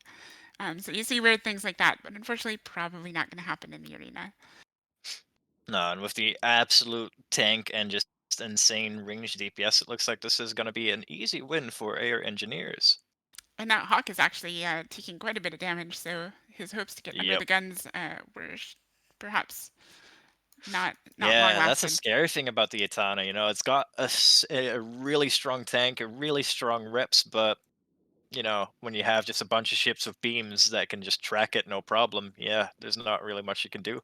I think this is just a really great example of the dangers of over broadcasting with your bands, because this just looks like a case of very correctly identifying what you think your opponent wants to bring and bringing a really good counter to it. Yeah, they didn't want to have any webs, any newts on grid, and well, okay, it doesn't really matter if that's on grid if they can just hit you from everywhere and do enough damage to kill you. That's quite beautiful. Just a stork and a hyena left. We'll have to see if they try and go for the glorious boundary or if they actually try and somehow turn this match around. Stork's taking pretty good damage at the moment. It looks like he is making his way. No, he's still flying somewhat normally. It's just going to kind of be a slow match of the battleships trying to track these ships here. I hate to say it, but I don't think that stork even has missiles. So unless the hyena happens to have a few light missiles or something fitted, then yeah, no DPS against 2 APOC navies is going to be a bit hard to make anything with. I believe in the hero battle hyena. I'm all for this. You never know. You never know. At least he has one of the APOCs properly pinned down, so if He only there was does. still some extra DPS left. He hasn't really given up yet. You can see that he's got the long range web. He's keeping a really high transversal up, so they'd probably have trouble hitting him. And there goes a stork, no longer able to keep his transversal up. He's popped, so let's see how long this hyena can survive. We will see. Do you think there's anything that the bold team might have done different that match that could have changed it in their favor? It's hard to say. As soon as that Itana went down, you're facing against such a brick wall of EHP and damage with these 2 APOC navies. Like, where do you start? I mean, if you primary one of the APOC navies, by the time that you finally killed it, you've probably already lost too much to really swing the match. Yeah, there's almost it's hard to find a winning play there. I guess my personal call would be you want to get in around 15 kilometers and just go as fast as you possibly can without getting tackled to try and get under the guns of those APOC navies because they're very likely beam fit. They won't be able to track super close up. So it maybe gives you a shot. And if you can take out the tackle and just kind of keep up the really good piloting. I do have an update on this match. Unfortunately, there was a minor referee error. Our engineers did bring an illegal comp, and as a result, will be forfeiting this match. So the 2 APOC navies have lived to win, Wow. only to not win. That It is means unfortunate, that the but hyena has, in a way, won this match. that is an interesting outcome. Certainly unfortunate, but them's the rules, and it is there, right in black and white. Yeah, it's a shame to see a match get flipped that looks like it was good in another way, but that is kind of always the risk of double checking your comps ahead of time. So. Yep. Accidents can happen not only on the grid itself, even when you're still preparing for the fight. There's plenty of things that you can do wrong as a team.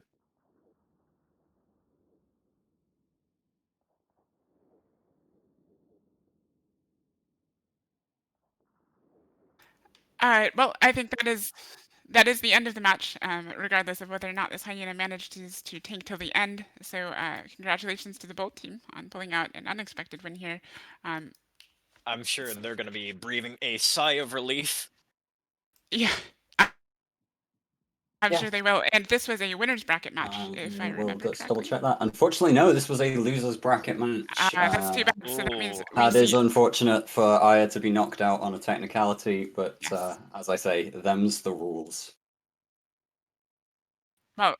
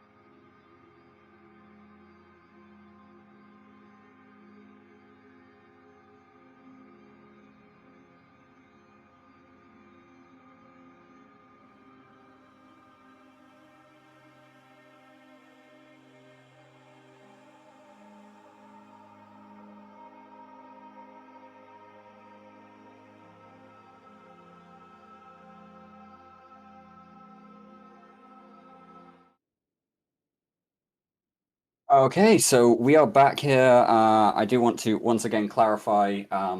Unfortunately, that last match was an automatic disqualification for our engineers because of their illegal comp. 3 frigates is not allowed under our rule set, and we did write in a very specific rule about the way these things go. So unfortunately, we do have to say goodbye to our engineers in this tournament. We are going to just go straight into talking about the next match, which is a winner's bracket match between TEMPLIS, CALSF, and Fwaming Dwagons. Really, guys, why would you pick a name like that? Help me out here.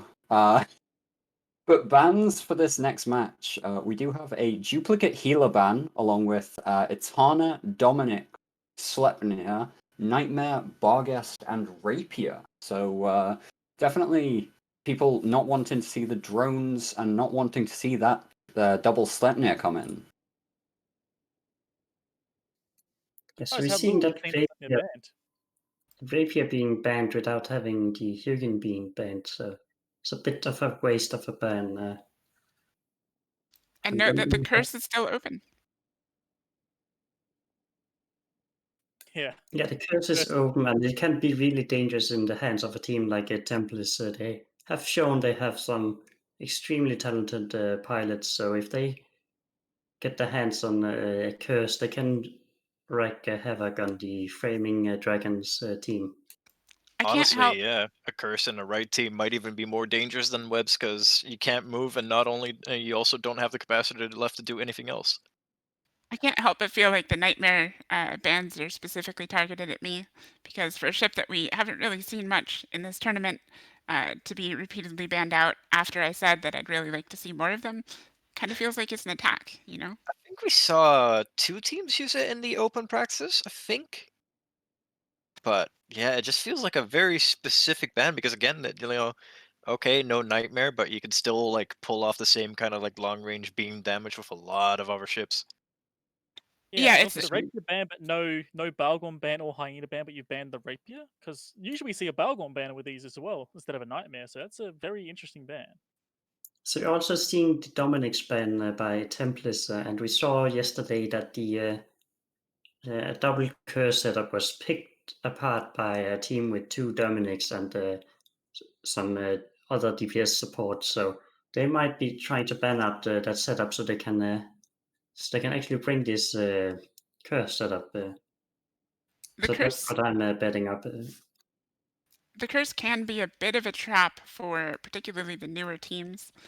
So it's possible for a new team to hear us hyping up the power of the curse and try to bring it. But if you don't have a good pilot in the curse who's able to, make sure that they're within range of their own logistics when they get primared, because the curse doesn't have that much tank, and make sure that, if their positioning is not good and the team's not able to capitalize on good positioning, the curses can just die very easily, and that puts the team in a pretty bad position.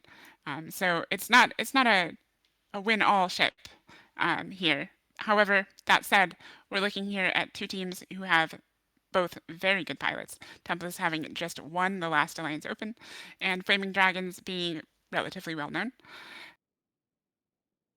Yeah, I think It'll as be Miz said it the interesting to see. best last week. Miz said it the best, I think it was last week or yesterday. The curse is a high skill ceiling ship.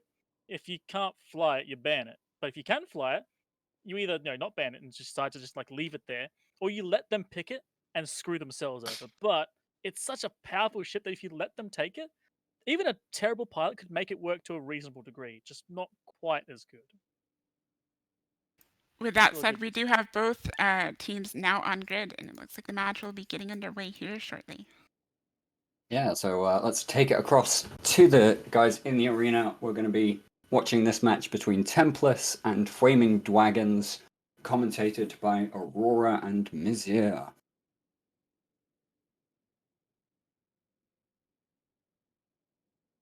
Welcome to the next match between TEMPLIS CALSF and Fwaming Dragons. I am CCP Aurora, and here we have 2 rather interesting comps on field. Ms., can you give us an idea of what we're looking at? Yeah, so I was wondering about the curse, but they still have brought a control setup just with the 2 Blackbirds instead. And top of that, they're having 2 Tempests for their core, Oneos for repairs, and then the Mages for links and Nurgle for tackle. In the meantime, the Fwaming Dragons have brought a double battleship core as well with a Armageddon and Praxis. they're having a Rook, a Blackbird, and Oneos, and then Punisher and Malediction for tackle. This is And going then to they be have the gun. this is going to be a bit of an ECM war at the start of the match, as both of those Blackbirds are going to very likely attempt to jam the other ones out, prevent them from impacting the rest of their ships, which could be quite bad. We're seeing the first damage starting to go onto Etria Siraki in the Rook on the Fwaming Dragon side, and he's going down pretty fast. It's not looking so good. We may have possible ECM on the Oneros, so he could just pop here very quickly without being able to catch any reps. You have to remember that this is an armored Rook, and as you said, yeah, this is going to be an ECM battle. And one other important thing is that the Fwaming Dragon have invested points in having a new ship like the Armageddon, but the TEMPLIS team is having 2 Tempests, so they don't need the capacitor to fire their guns. So this is sort of a counter to that Armageddon. They can just still function, these 2 battleships, still do a lot of damage despite not having any cap, or then they are right on top of that Rook. So at this point, they're smart bombing the repair bots, and there's nothing the Rook can do to escape these Tempests. No, however, he's surviving a bit more than you would expect for having 2 Tempests on top of him. It looks like the Tempests are moving a bit fast. They might be having a little bit of tracking issues. However, as they get that under control, they're going to start to apply damage. The Armageddon would like to get a bit closer. You can see that he's putting newts on the Tempests on the other side. However, he is held down in the center at the moment by the Nurgle. And so he's been repeatedly webbed. It looks like he's just finally moved over a newt onto the Nurgle, so he's now once again moving and would like to get into position on one of those Tempests to help shut them down. However, the Tempest is not a great ship for that Armageddon to be seeing on the other side, because it doesn't care quite as much as some ships might about the newt pressure being applied to it. So one thing is that the Nurgle of Stalins on the Tempest team has locked down both the Armageddon and the Practice, having a Repifier on the Armageddon and a Scram. Actually, no, the Practice is not tackled, but still keeping these 2 battleships locked in at the center of the arena. They have not been able to move around much thanks to this little frigate. And we are seeing a lot of damage going onto the Blackbird of Sergei Skazer. It looks like he's about to go down, and that will remove all of the ECM on the Fwaming Dragon side, leaving the TEMPLIS CALSF side with a strong ECM superiority. It is going to be very difficult for the Fwaming Dragons team to do much more at this point, because those Blackbirds are just going to absolutely torture those players as they try to shoot the proper targets. The thing about ECM setups is that they can snowball extremely well. So now that the Fwaming Dragon team have lost 2 ships, they only have 4 remaining. So that's 5 remaining, and that's 2 Blackbirds having to spread their jams between only 5 ships. So this just improves their power, it being even harder for the Fwaming Dragon to get a lock on anything. And it's really tough for the Fwaming Dragons team to do anything, because even though those ships can relock those Blackbirds and try to shoot them, they just don't have the setup to be able to hit the Blackbirds out at range. So they are pretty impotent as those jams are spooling. And we're seeing some damage go onto the Oneros of Daniel Sunkist as he enters armor. He will likely go down without being able to do much this match. Likely hasn't gotten out much reps, as he has been very likely permajammed by the double Blackbird setup on the other side. Yeah, having these 2 Blackbirds being able to just work freely without having anything to threaten them makes it really hard for the Fwaming Dragons to do anything about it. And in return, the Logi can just be jammed down easily. But instead, they're actually shooting the Logi, so they don't need to put jams on the Logi. You just have to kill him, and then while the rest of the team is jammed. Yeah, and it looks like the tackle on the TEMPLIS CALSF side is doing some pretty good work. We can see that the Magus looks like he's just getting screened off of the Armageddon, who he went in for tackle on. Given the positioning and how he's basically coming after that Armageddon, it looks like he's just trying to get webs off to control his range, which will help that Oneros to spend a little bit more time alive as the Armageddon angles for him.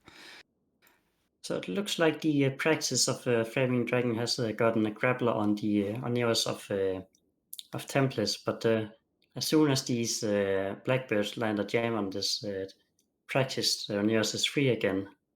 The Praxis is about to have a very bad day, as both Tempests are on him at 0 and are about to start doing some really good damage. And with the gems being applied to that Oneros, he doesn't have much hope for outside support.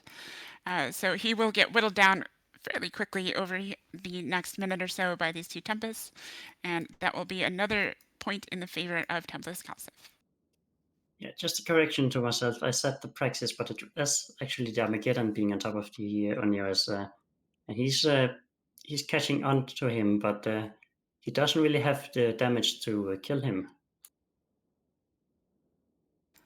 And with that, we're seeing the Praxis enter hull. He's about to go down. And yeah, I don't think there's almost anything left the Fwaming Dragons team can do. However, we are seeing some damage go onto those Blackbirds finally. So it looks like they got relatively close enough. Some of perhaps the Praxis Armageddon were able to do a little bit of damage to them. But they are also just kind of very easily catching reps from the Oneros that they have kept alive. So it doesn't particularly matter too much to them, and I don't think they're at risk of dying as their armor is repped back up. Yeah, at this point, the Fwaming Dragon team doesn't really have much DPS to threaten the TEMPLIS team. Like, the only real DPS they're having is the Jones of the Armageddon, since the remaining ships just on the Neos and then two tackle frigates. Yeah, looking at this Armageddon, it is a full control fit, so it is effectively kind of almost like a giant curse in terms of just being an absolute monster with long-range newts being able to apply a lot of pressure to multiple targets. It can be a fantastic choice, but taking a ship like this does mean that you're limited, or you've spent a lot of points on a large control ship, when most comps only have 2 main DPS ships. So it severely limits the DPS output of your comp, and when you lose your DPS support, it means that you have lost quite a bit. So either that control works and you manage to get kills and prevent the enemy team from killing you, or you lose a ship and it's basically game over. So what do you think about the choice of these Tempest instead of Hyperions? It's almost like they predicted that the Fwaming Dragons were going to bring newts. I actually think that these Tempests have a Nosferatu. At least I'm seeing that animation I on the I think advanced UI. actually that's a fantastic point. I think it was entirely intentional because the curse was left open. So they intentionally left the curse open knowing it was a strong ship, but then brought the AC Tempest in because they knew they would be able to hurt those curses pretty bad and the curses wouldn't impact them quite so much. And then the Blackbirds to back it up, they were basically baiting and the bait was not taken, but it didn't really matter as the Armageddon that they brought instead wasn't quite as effective. So it still worked, even though they didn't get the comp they were expecting in return. I mean, they still got a neuting control setup they're facing, just a different one, and they executed it perfectly in order to dismantle it. Yep, absolutely. This is a very clean victory for the TEMPLIS CALSF team, showing us once again why they won the Alliance Open this past fall, and may go on to win this event once again. Remains to be seen.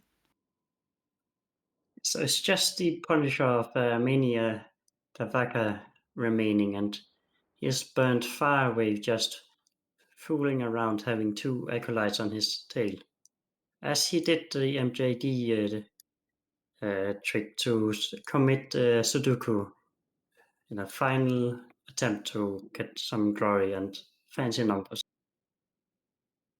And with that, we have the end of the match and a very clean victory for TEMPLIS CALSF, and we will send it back to the arena. Not the arena, the studio. The studio is where we're sending this.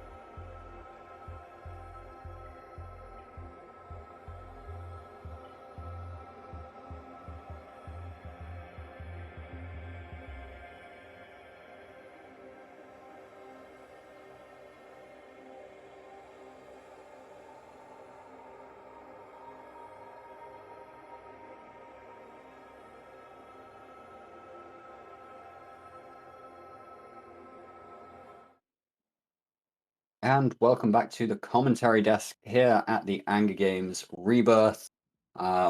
We just saw a very commanding performance from TEMPLIS, really just dismantling that Fwaming Dragons team. We will see Fwaming Dragons again next weekend because that was a winners bracket match. And while the teams are getting set up in system, we're just going to talk about this next losers bracket match, which is the Weekend Warriors versus Waffles. Two very strong teams, and bands here we've got Neros Guardian Armageddon from the Weekend Warriors and Rattlesnake Curse and Blackbird from Waffles. What do people think here? So Weekend Warriors definitely don't want to see a strong armor setup banning two of the lodges. They're still leaving Disarmest open, so they might be having a comp that can target switch reliable to counter Disarmest. And again, they clearly don't want the long range neutralizers. Yeah, but it kind of just seems like a weird pick because then you leave Curse, you leave Balgorn. It's just feels like there's enough alternative options to be like, yeah, it doesn't really matter. Well, They might have Wisconsin has been, been banned. Curse was banned by Waffles, yeah. but they Oh, yeah, don't, you're they correct, don't know you're that correct. until after they What? submit their ban. So it could have been a 3D chess play of hoping that the other team bans the curse. that would be I could be something. wrong as well.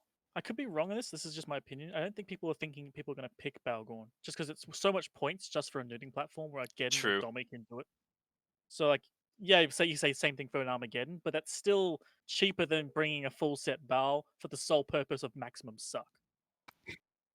I would say that the Oneros Guardian ban, without banning the Zarmazd, kind of broadcasts to me that they might be looking at ECM, because ECM can be or a comp that includes ECM of some sort can be a decent counter to Zarmaz, because as long as you get a cycle every now and then, you can prevent it from spooling up, and it allows your main DPS to punch through. So we'll see if I'm right. It's just a guess, but I think that would be something on my mind for the Waffles team, would be they might want to bring ECM. They did ban out the Blackbird, but there's still a lot of ECM options that are available. I wonder if that's Waffles being a bit smart as well, realizing they're probably going to want to bring a Blackbird or an ECM comp and just kind of like predicting it. Because that does, like, the Blackbird's kind of the core of most ECM comps because it's, good value for cost. So I'm wondering if they saw that coming and immediately just went, nope, you're not allowed to have that. It's entirely possible.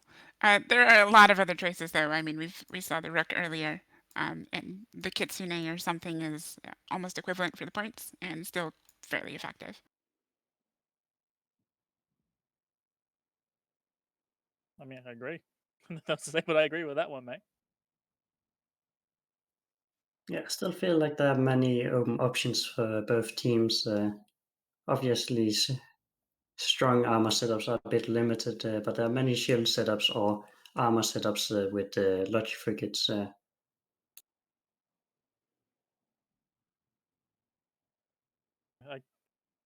I like the Geddon ban, but I'm not going to stake a claim on it. It's definitely, I like that ban more than a Balgorn ban, but I would have expected them to ban the curse as well. Who knows? And something to keep in mind too is the things that they leave open with this. So, they're pretty happy having banned out some of this stuff. Like, what would they be okay seeing? Like, would they be all right going up against a shield comp, for example? Which it seems they might have gotten their wish if that was the case. Yeah, we are seeing teams just now landing on the grid, so we'll throw you over to the arena in just a second. Definitely some interesting choices here. Yep, this is not what I expected to see. Uh, A little bit different. They're somewhat similar. Somewhat, No, yeah. not a little. Not That's like the super. most polite way to say it. It's like, that's somewhat similar. I mean, so many ships are the same hull, technically, like the same base hull. I'm seeing a few too many Drake holes for my liking, but I suppose that's a personal bias. You can never have too many Drakes. Yeah, there you go. Yes, you can. Can I bring my Drake? The answer is always yes, which is how we wind up with these comps. Yeah, just throw us over to the arena when ready, please, and we'll see what we can all see.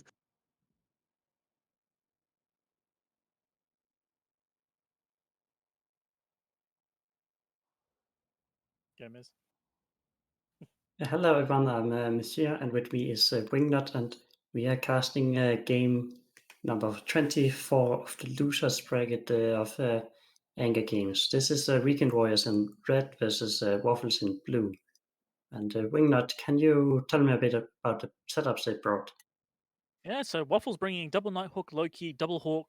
Sorry, no, not double Hawk. Hawk, Worm, double Kieran, and then Weekend Warriors bringing Drake Navy. So the exact same hull type, just a cheaper variant. Double Gila instead. Etana, Harpy. So kind of similar comps in a way, but just different ships and ways of doing it. So I'm kind of curious to see how this one goes. Yeah, so Waffles have sacrificed some Logi power by instead bringing Loki with long range replifiers, while the Weekend Warriors are gone for strong Logi reps, but lacking this long range replifier, instead relying on 2 Harpies to control. So we're going to see who's going to pull this off as the match just has begun. I think one of the big killers for Waffles is going to be those double Gilas that Weekend has brought. That is going to make their Worm, Hawk, and the 2 Kirans just scream under these drones. Because they're just ridiculously powerful. It takes us one good hit and it just strips your shields in one go. Look at them Yeah, charging you can in see though. that the Weekend Warriors are pulling away as quickly as they can, while the Waffles team are burning in. The Hawk of William Leon is taking damage as he's right in the front, but he looks like he's turning around trying to pull back and catch reps from these Kirans. Put a Gil up, good call on that as far as I'm concerned. The Gil is probably one of the easiest things they can kill. They probably want the Etana, but you might as well kill DPS while you've got the DPS to do it. And I mean, 2 Nighthawks is like, what, 2000 DPS now? So they could definitely rip through a Gil, even through Etanas. Yeah, so these are Ham Nighthawks, so they're doing a ton of DPS, and we're seeing that Gila just getting evaporated while the Hawk is still tanking. Oh yeah, those are the Hawks alive. I've already removed one of the Gilas, so those Hawks and Kirans will have a better chance of survival. But now they need to tackle something else and go for that. It looks like Drake Navy's tackle one of the Nighthawks, so I suspect that's probably the same for both. Nope, other Nighthawk is currently free and has... Never mind, it actually has tackled the other Drake Navy, so all the Drakes are brawling together now. There's the Battle of the Dustbusters here. Yeah, and if you're in a brawl, you really want to have the close range weapons, as these Nighthawks are just doing a ton of DPS. But it looks like the Waffles are going to lose their Kirin as they're slowly breaking through the shield. If they get this gear, I'd consider that worth it. To be honest, that is so much DPS removed and so much tank removed. They should now probably be able to pick on the Etana or one of the Drake Navies, perhaps, instead of splitting DPS. But now the Kirin might even survive now. That gear is probably one of the things doing like all the damage to it. Now it's got a good chance of survival. Without the healer, they're losing much of their anti-small ship DPS. But even the Etanas have been caught, but at this point they could probably just punch through these Navy Drakes if they wanted, with the high amount of DPS they have. You might as well go for the Etana while it's there. Kirin's going to stay alive now, so you don't have to worry about a DPS race. You can just take out their Logi, then start picking up these Drake Navies.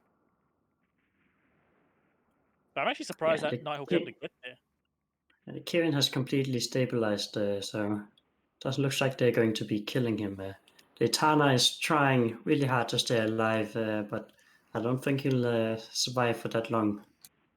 Yeah, he's repping as hard as he can, but there's only so much he can do. I'm watching the other Nighthawk. He's shooting the Drake Navy instead because he's too far away. But I managed to screen one of the Nighthawks at least. They managed to hold one, but the other Nighthawk slipped through their fingers and got straight to the Etana. I suspect if he wasn't able to get away, that Etana would probably be doing God's work right now. But he's now in hull and he's gonna go. Look how hard he's trying. Look at those reps. And in the meantime, Bacardi Desire in the Navy Drake has been tackled and is taking a heavy amount of damage from that Nighthawk. At this point, their Logi's gone. That Drake Navy has nothing but his own buffer left, and his buffer is, well, gone. And also, the one thing to note as well with Drake Navies, they're great ships for like DPS and application, but unlike the regular Drake, they don't get the resist buff. So even with the Etana, his resist is less than a regular Drake. But he can really put out the hurt though, even though he's just exploded. But even a resist buff isn't going to do much about the DPS of 2 Nighthawks and a Loki. So this has been a really brutal setup to get up against. Exactly. Once the Logi was gone, it didn't matter what Drake you brought. It doesn't matter which Dustbuster you're flying. When you're Logiless, you're dead. It just takes a little bit of time.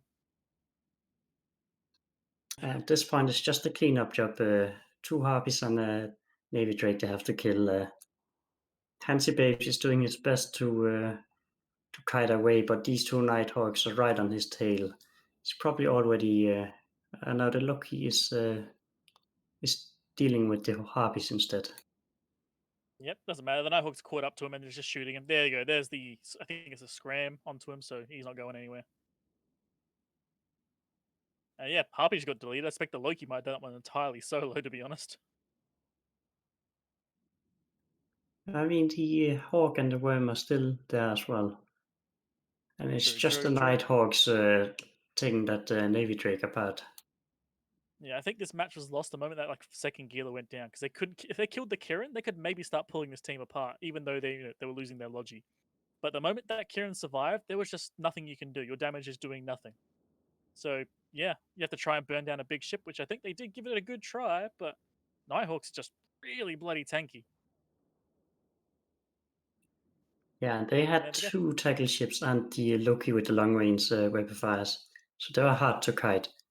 As we are seeing GFs in local, and we unfortunately have to say goodbye to the Weekend Warrior. It's Monday tomorrow, so they are no longer going to be great warriors. Sending it back to the studio.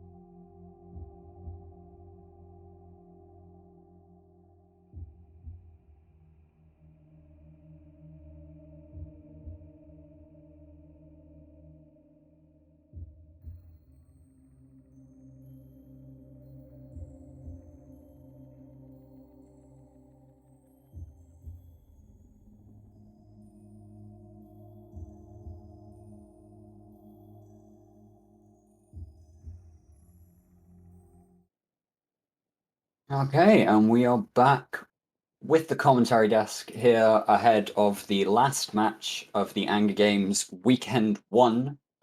We will be going to D-Line Force against Sudden Vydra in just a few minutes. But before we do that, we want to say goodbye to the Weekend Warriors. Thank you very much for participating.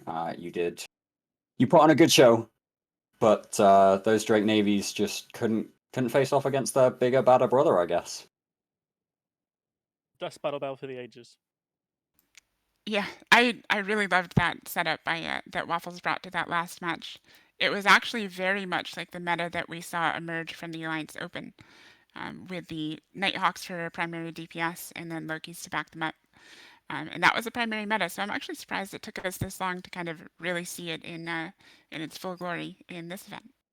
That's caught my team off guard as well, because you end up banning the Sleipnir for like Sleipnir Gila stuff, and you just replace it with a Nighthawk, and it just does the exact same job. Maybe even a little bit better. One thing that kind of got me there was like, where was their DPS going at the start of the match? Because obviously the Gils are doing their best, their absolute best to kill the Kirin. But what was the Drake Navies doing? I didn't see damage They going were anywhere. shooting the Hawk eventually. They pulled away a little bit and then ended up shooting the Hawk, I think it was, or That's a really a Harpy, interesting one of the choice two. for heavy assault missiles. Yeah, I found it confusing as well. I mean, I would have tried to pressure the Loki if possible, but that's obviously, hindsight 2020. Like, try and pressure the one ship you can get. Because going after the Nighthawks is just a waste. The resist bonus is just damn good. Plus, obviously, Lynx. They're really hard ships to kill. Yeah, I mean, sure. we saw the Atana No, I'm sorry. I'm thinking of the other direction. Never mind. So yeah, just to talk about the bans for the next match, we are seeing the return of the Loki ban. We're also seeing Balgon and Leshak banned by D-Line Force, but what really gets me here is Sudden Vydra banning the Dominic's Navy issue, as well as the Ordinary Dominics and the Armageddon, just not wanting to see those potential really high damage battleships with those T2 drones. Is this gonna play for them? I have to assume it's some sort of like mind game ban.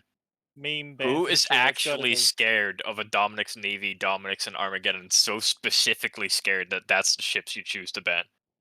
It's got to be a meme ban, because if you're banning Dominic's Navy, you actually care. It means you're kind of worried about like hull rushes, which means you could go for a mega navy. I don't know why you'd ban Dominic's Navy for any other reason. It And doesn't. you can't even seem really I- ban that out because you can still go for Megaphron, you could go for Vindicator, you could go Yeah, even but for the like Navy- other hulls. It's Navy it's variants would be pretty better. clear that they are fearing the setup that the D-Line Force brought yesterday, based on 2 dummy hulls. So they're banning out all the armor drone battleships. So no Yeah. dummies, no Navy dummies, no Geddons. So I don't want these. They really don't want to face this setup. It might be just trying to throw them off of their game. It's possible that Vydra thinks that that's their most comfortable comp, and they want to force them into something different that they're not quite as used to. So that could be just what we're seeing here. Yeah, it's a curious choice, but we are seeing these teams just landing on the grid now. Some interesting choices here. Yeah, let's throw it over to the arena. And, let's let Wingnut and Virion have a bit of a chat about what they're seeing here for this, the last match of Angry Games Weekend 1.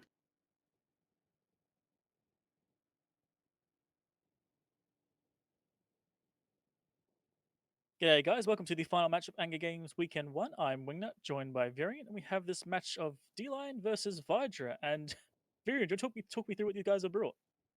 There is a comp here that I've never seen before. A Guardian, Paladin, Oracle, Lachesis, a Bomber fit in, and then a Nurgle and a Pontifex. It is such a kitchen sink assembly of Amar damage plus, a little bit extra utility out of Lachesis. Meanwhile, D-Line, a lot more traditional. They've brought 2 Typhoons and a Neros, Magus for links, a Nurgle, Sequel, and Richie for tackle.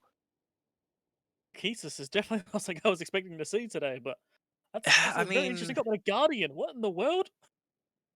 yeah, it seems weird because like the Oneros isn't banned out. So what specifically do you prefer the Guardian for? Yeah, I will admit I don't actually know. I'm willing to bet Miz is probably screaming in my ear right now, but I don't know why you're bringing a Guardian in this situation. I don't think we've seen many teams voluntarily choose the Guardian over any other armor logi, really. Yes, and also like I'm liking the Oracle pick as well, but the Paladin as well. The Oracle That's gonna be Paladin, a long range lot red. of range damage, and if the Latch can do enough damps, keep that Bomber alive, that's potentially a lot of damage projection. Those Typhoons might just be in trouble if they like get DPS rushed here. Just checking the Typhoons as well. I believe they are indeed. Nope, they are. Wait, are those Torps? Okay, no mind. Those are Torphoons. I thought they were Rapid Heavies, but those are actually Torpedo Ooh, and they're Foons. launching EC drones.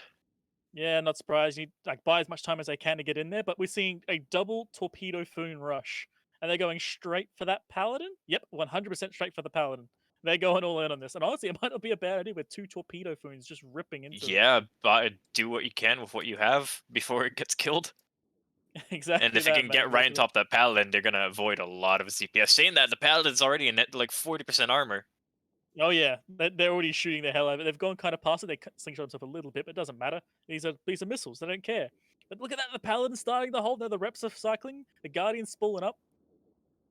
Not spooling up, but he's just starting to rep. Wrong word. Yeah, now to see if 2 Torpfoons are enough DPS against a Paladin repped by a Guardian, that is a lot of tank.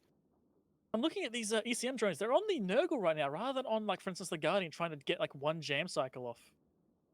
But like Yeah, it these seems tools are oddly reducing specific. block Maybe range. they were just more worried about not being allowed to get on top of the Paladin. But they're on it now. Get rid of those ECM drones, brother. Get Yeah, on start something putting him on else. something else, yeah. Also, as well, this Purifier is The still alive. Oneros has Counting also on him. decided that brawling the Paladin was the best choice in life to make. I And mean, that seems it's to not- be a mistake, because he's now in half armor. Yeah, it's not the most worst idea because obviously the paladin tracking is terrible. So getting up close can work. We've seen it before. Yeah, but now that he's the grappled. problem is this paladin has newts, so that's not quite the best of ideas. Yeah, he's And grappled, yeah, he's not moving in the hull, and any second now, gone. any second He's now. got to be gone. Yeah, there we Yep. go. Oh, They that can is maybe super trade worth the it. paladin. They can maybe trade the paladin. You might consider it being worth it for them, but Even no. if the paladin like goes down in the next minute, I would still say, yeah, that's worth it. You've killed their Logi. Yeah, I don't know. Like once you notice the paladin had a newt, you don't try and get under his guns anymore. This is more risky to you. To be fair, though, if the paladin goes down, an Oracle is Oh, going to be he's like their main solidified. DPS left. But yeah, He's he's holding. solidified now. And also, this paladin's been smart bombing too. So he's probably been removing either rep drones or just straight up DPS drones. So this paladin is going to survive at this point. Yeah, they got Yeah, nothing. The those Typhoon's going Typhoons down. have got to be stopping their overheat by now. I don't think they're going to crack it. They're not, yeah. And don't forget, these are actually torpedo foons. There's no reload, but it doesn't matter. This Guardian is actually just going to hold him forever. I think D-Line might have just thrown it by brawling in with the Oneros. Yeah, once the Neros If they is close, was able done. to get like 20-kilometer orbit, maybe the Oneros could survive. But going in right nearby, yeah, that's not going to work. And this team's going to get pulled apart now. Yep, there Maybe goes the first Typhoon. Maybe they start removing other stuff, perhaps, but they're not even trying that. They're just still pounding away. I think, here we go, look at the Typhoon. He's starting to build up speed. He's going to go, nope, nope, this is not winning. Yeah, Need to start doing damage is something going in else. on the Oracle. It's not a bad Wait. call. The Oracle is very squishy. It will still have Guardian reps, but Why is the Oracle that close? Never mind, he's not as close as I thought, but I thought he was like 30 kilometers away, but he's quite a distance. And it goes the tackle on the Oracle. yeah. Never mind. Luckily, they still have a people in Retro left orbiting him, and if they can get the Oracle down, the Typhoon might still have some local tank. He could maybe buy a lot of time, but I mean, he's not going to break that Paladin unless he somehow solo tackles the Guardian at this point. Yeah, I think he's only asked us to kill literally everything else. He's got to get rid of the Guardian. He's Time got to for get some rid of the elite Oracle. solo PvP, right? Yeah, the best battleship pilots. Though we heard earlier, the battleship guys aren't the best pilots. They're always in the frigates. Yeah. But Typhoon's been caught. He's not going anywhere. Paladin's grabbed him. There's and absolutely no pressure on the Guardian either. He's just sitting at a distance nicely, not even moving, barely.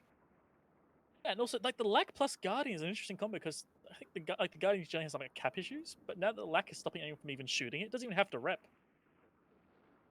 It hasn't rep itself up at all. It's just been repping up friendlies. It might have also just played key here in giving like enough, short-term repping power with those extra highs. Maybe it doesn't have the capacity to keep doing that for the entirety of the match, but at least now the Paladin survived because he was able to put more, short-term repping power on the grid. Do you know what probably is the most cruel thing as far as I'm concerned? The Lachesis isn't even moving. He's sitting at 0 MS. Because he just knows It doesn't have to. There goes the second Typhoon, and now it's just the Retri. That is an incredibly unusual comp coming up against another unusual. You don't see Torp Typhoons all that often. Once in a blue moon, and they also work once in a blue moon. Yeah, they didn't work against a Paladin, though, sadly. That is a commanding win for the Suddenly Vydra team. Yep, and we're going to take it back to Stu and see what Miz and Aurora think of this.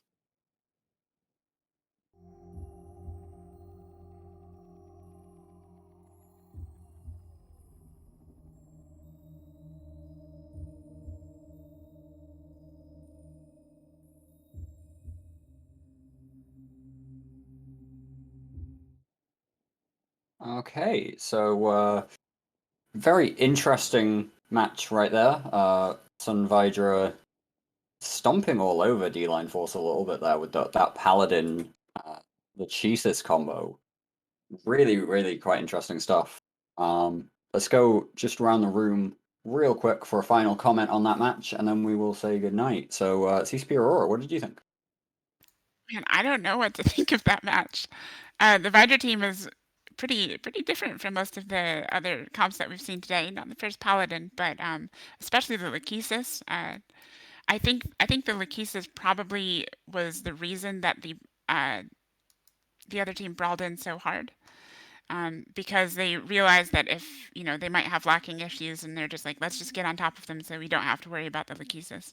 They could maybe neutralize a little bit. It's still effective, however, in keeping the DPS off of the Guardian. But in terms of the comp selection that suddenly Vydra brought, it just kind of feels like a meme to me. I doesn't really seem like a strong meta play, and it's probably, in my opinion, it's the kind of comp that you want to bring when you don't want to broadcast your other comps this early in the tournament. So they felt confident that they could beat this team. They brought something a little bit abnormal in order to do it, and they didn't have to show their cards that they're more likely to use in matches where they feel they might need it a bit more. Yeah, fair enough. And Miz, do you agree? Yeah, I think it's like an odd setup.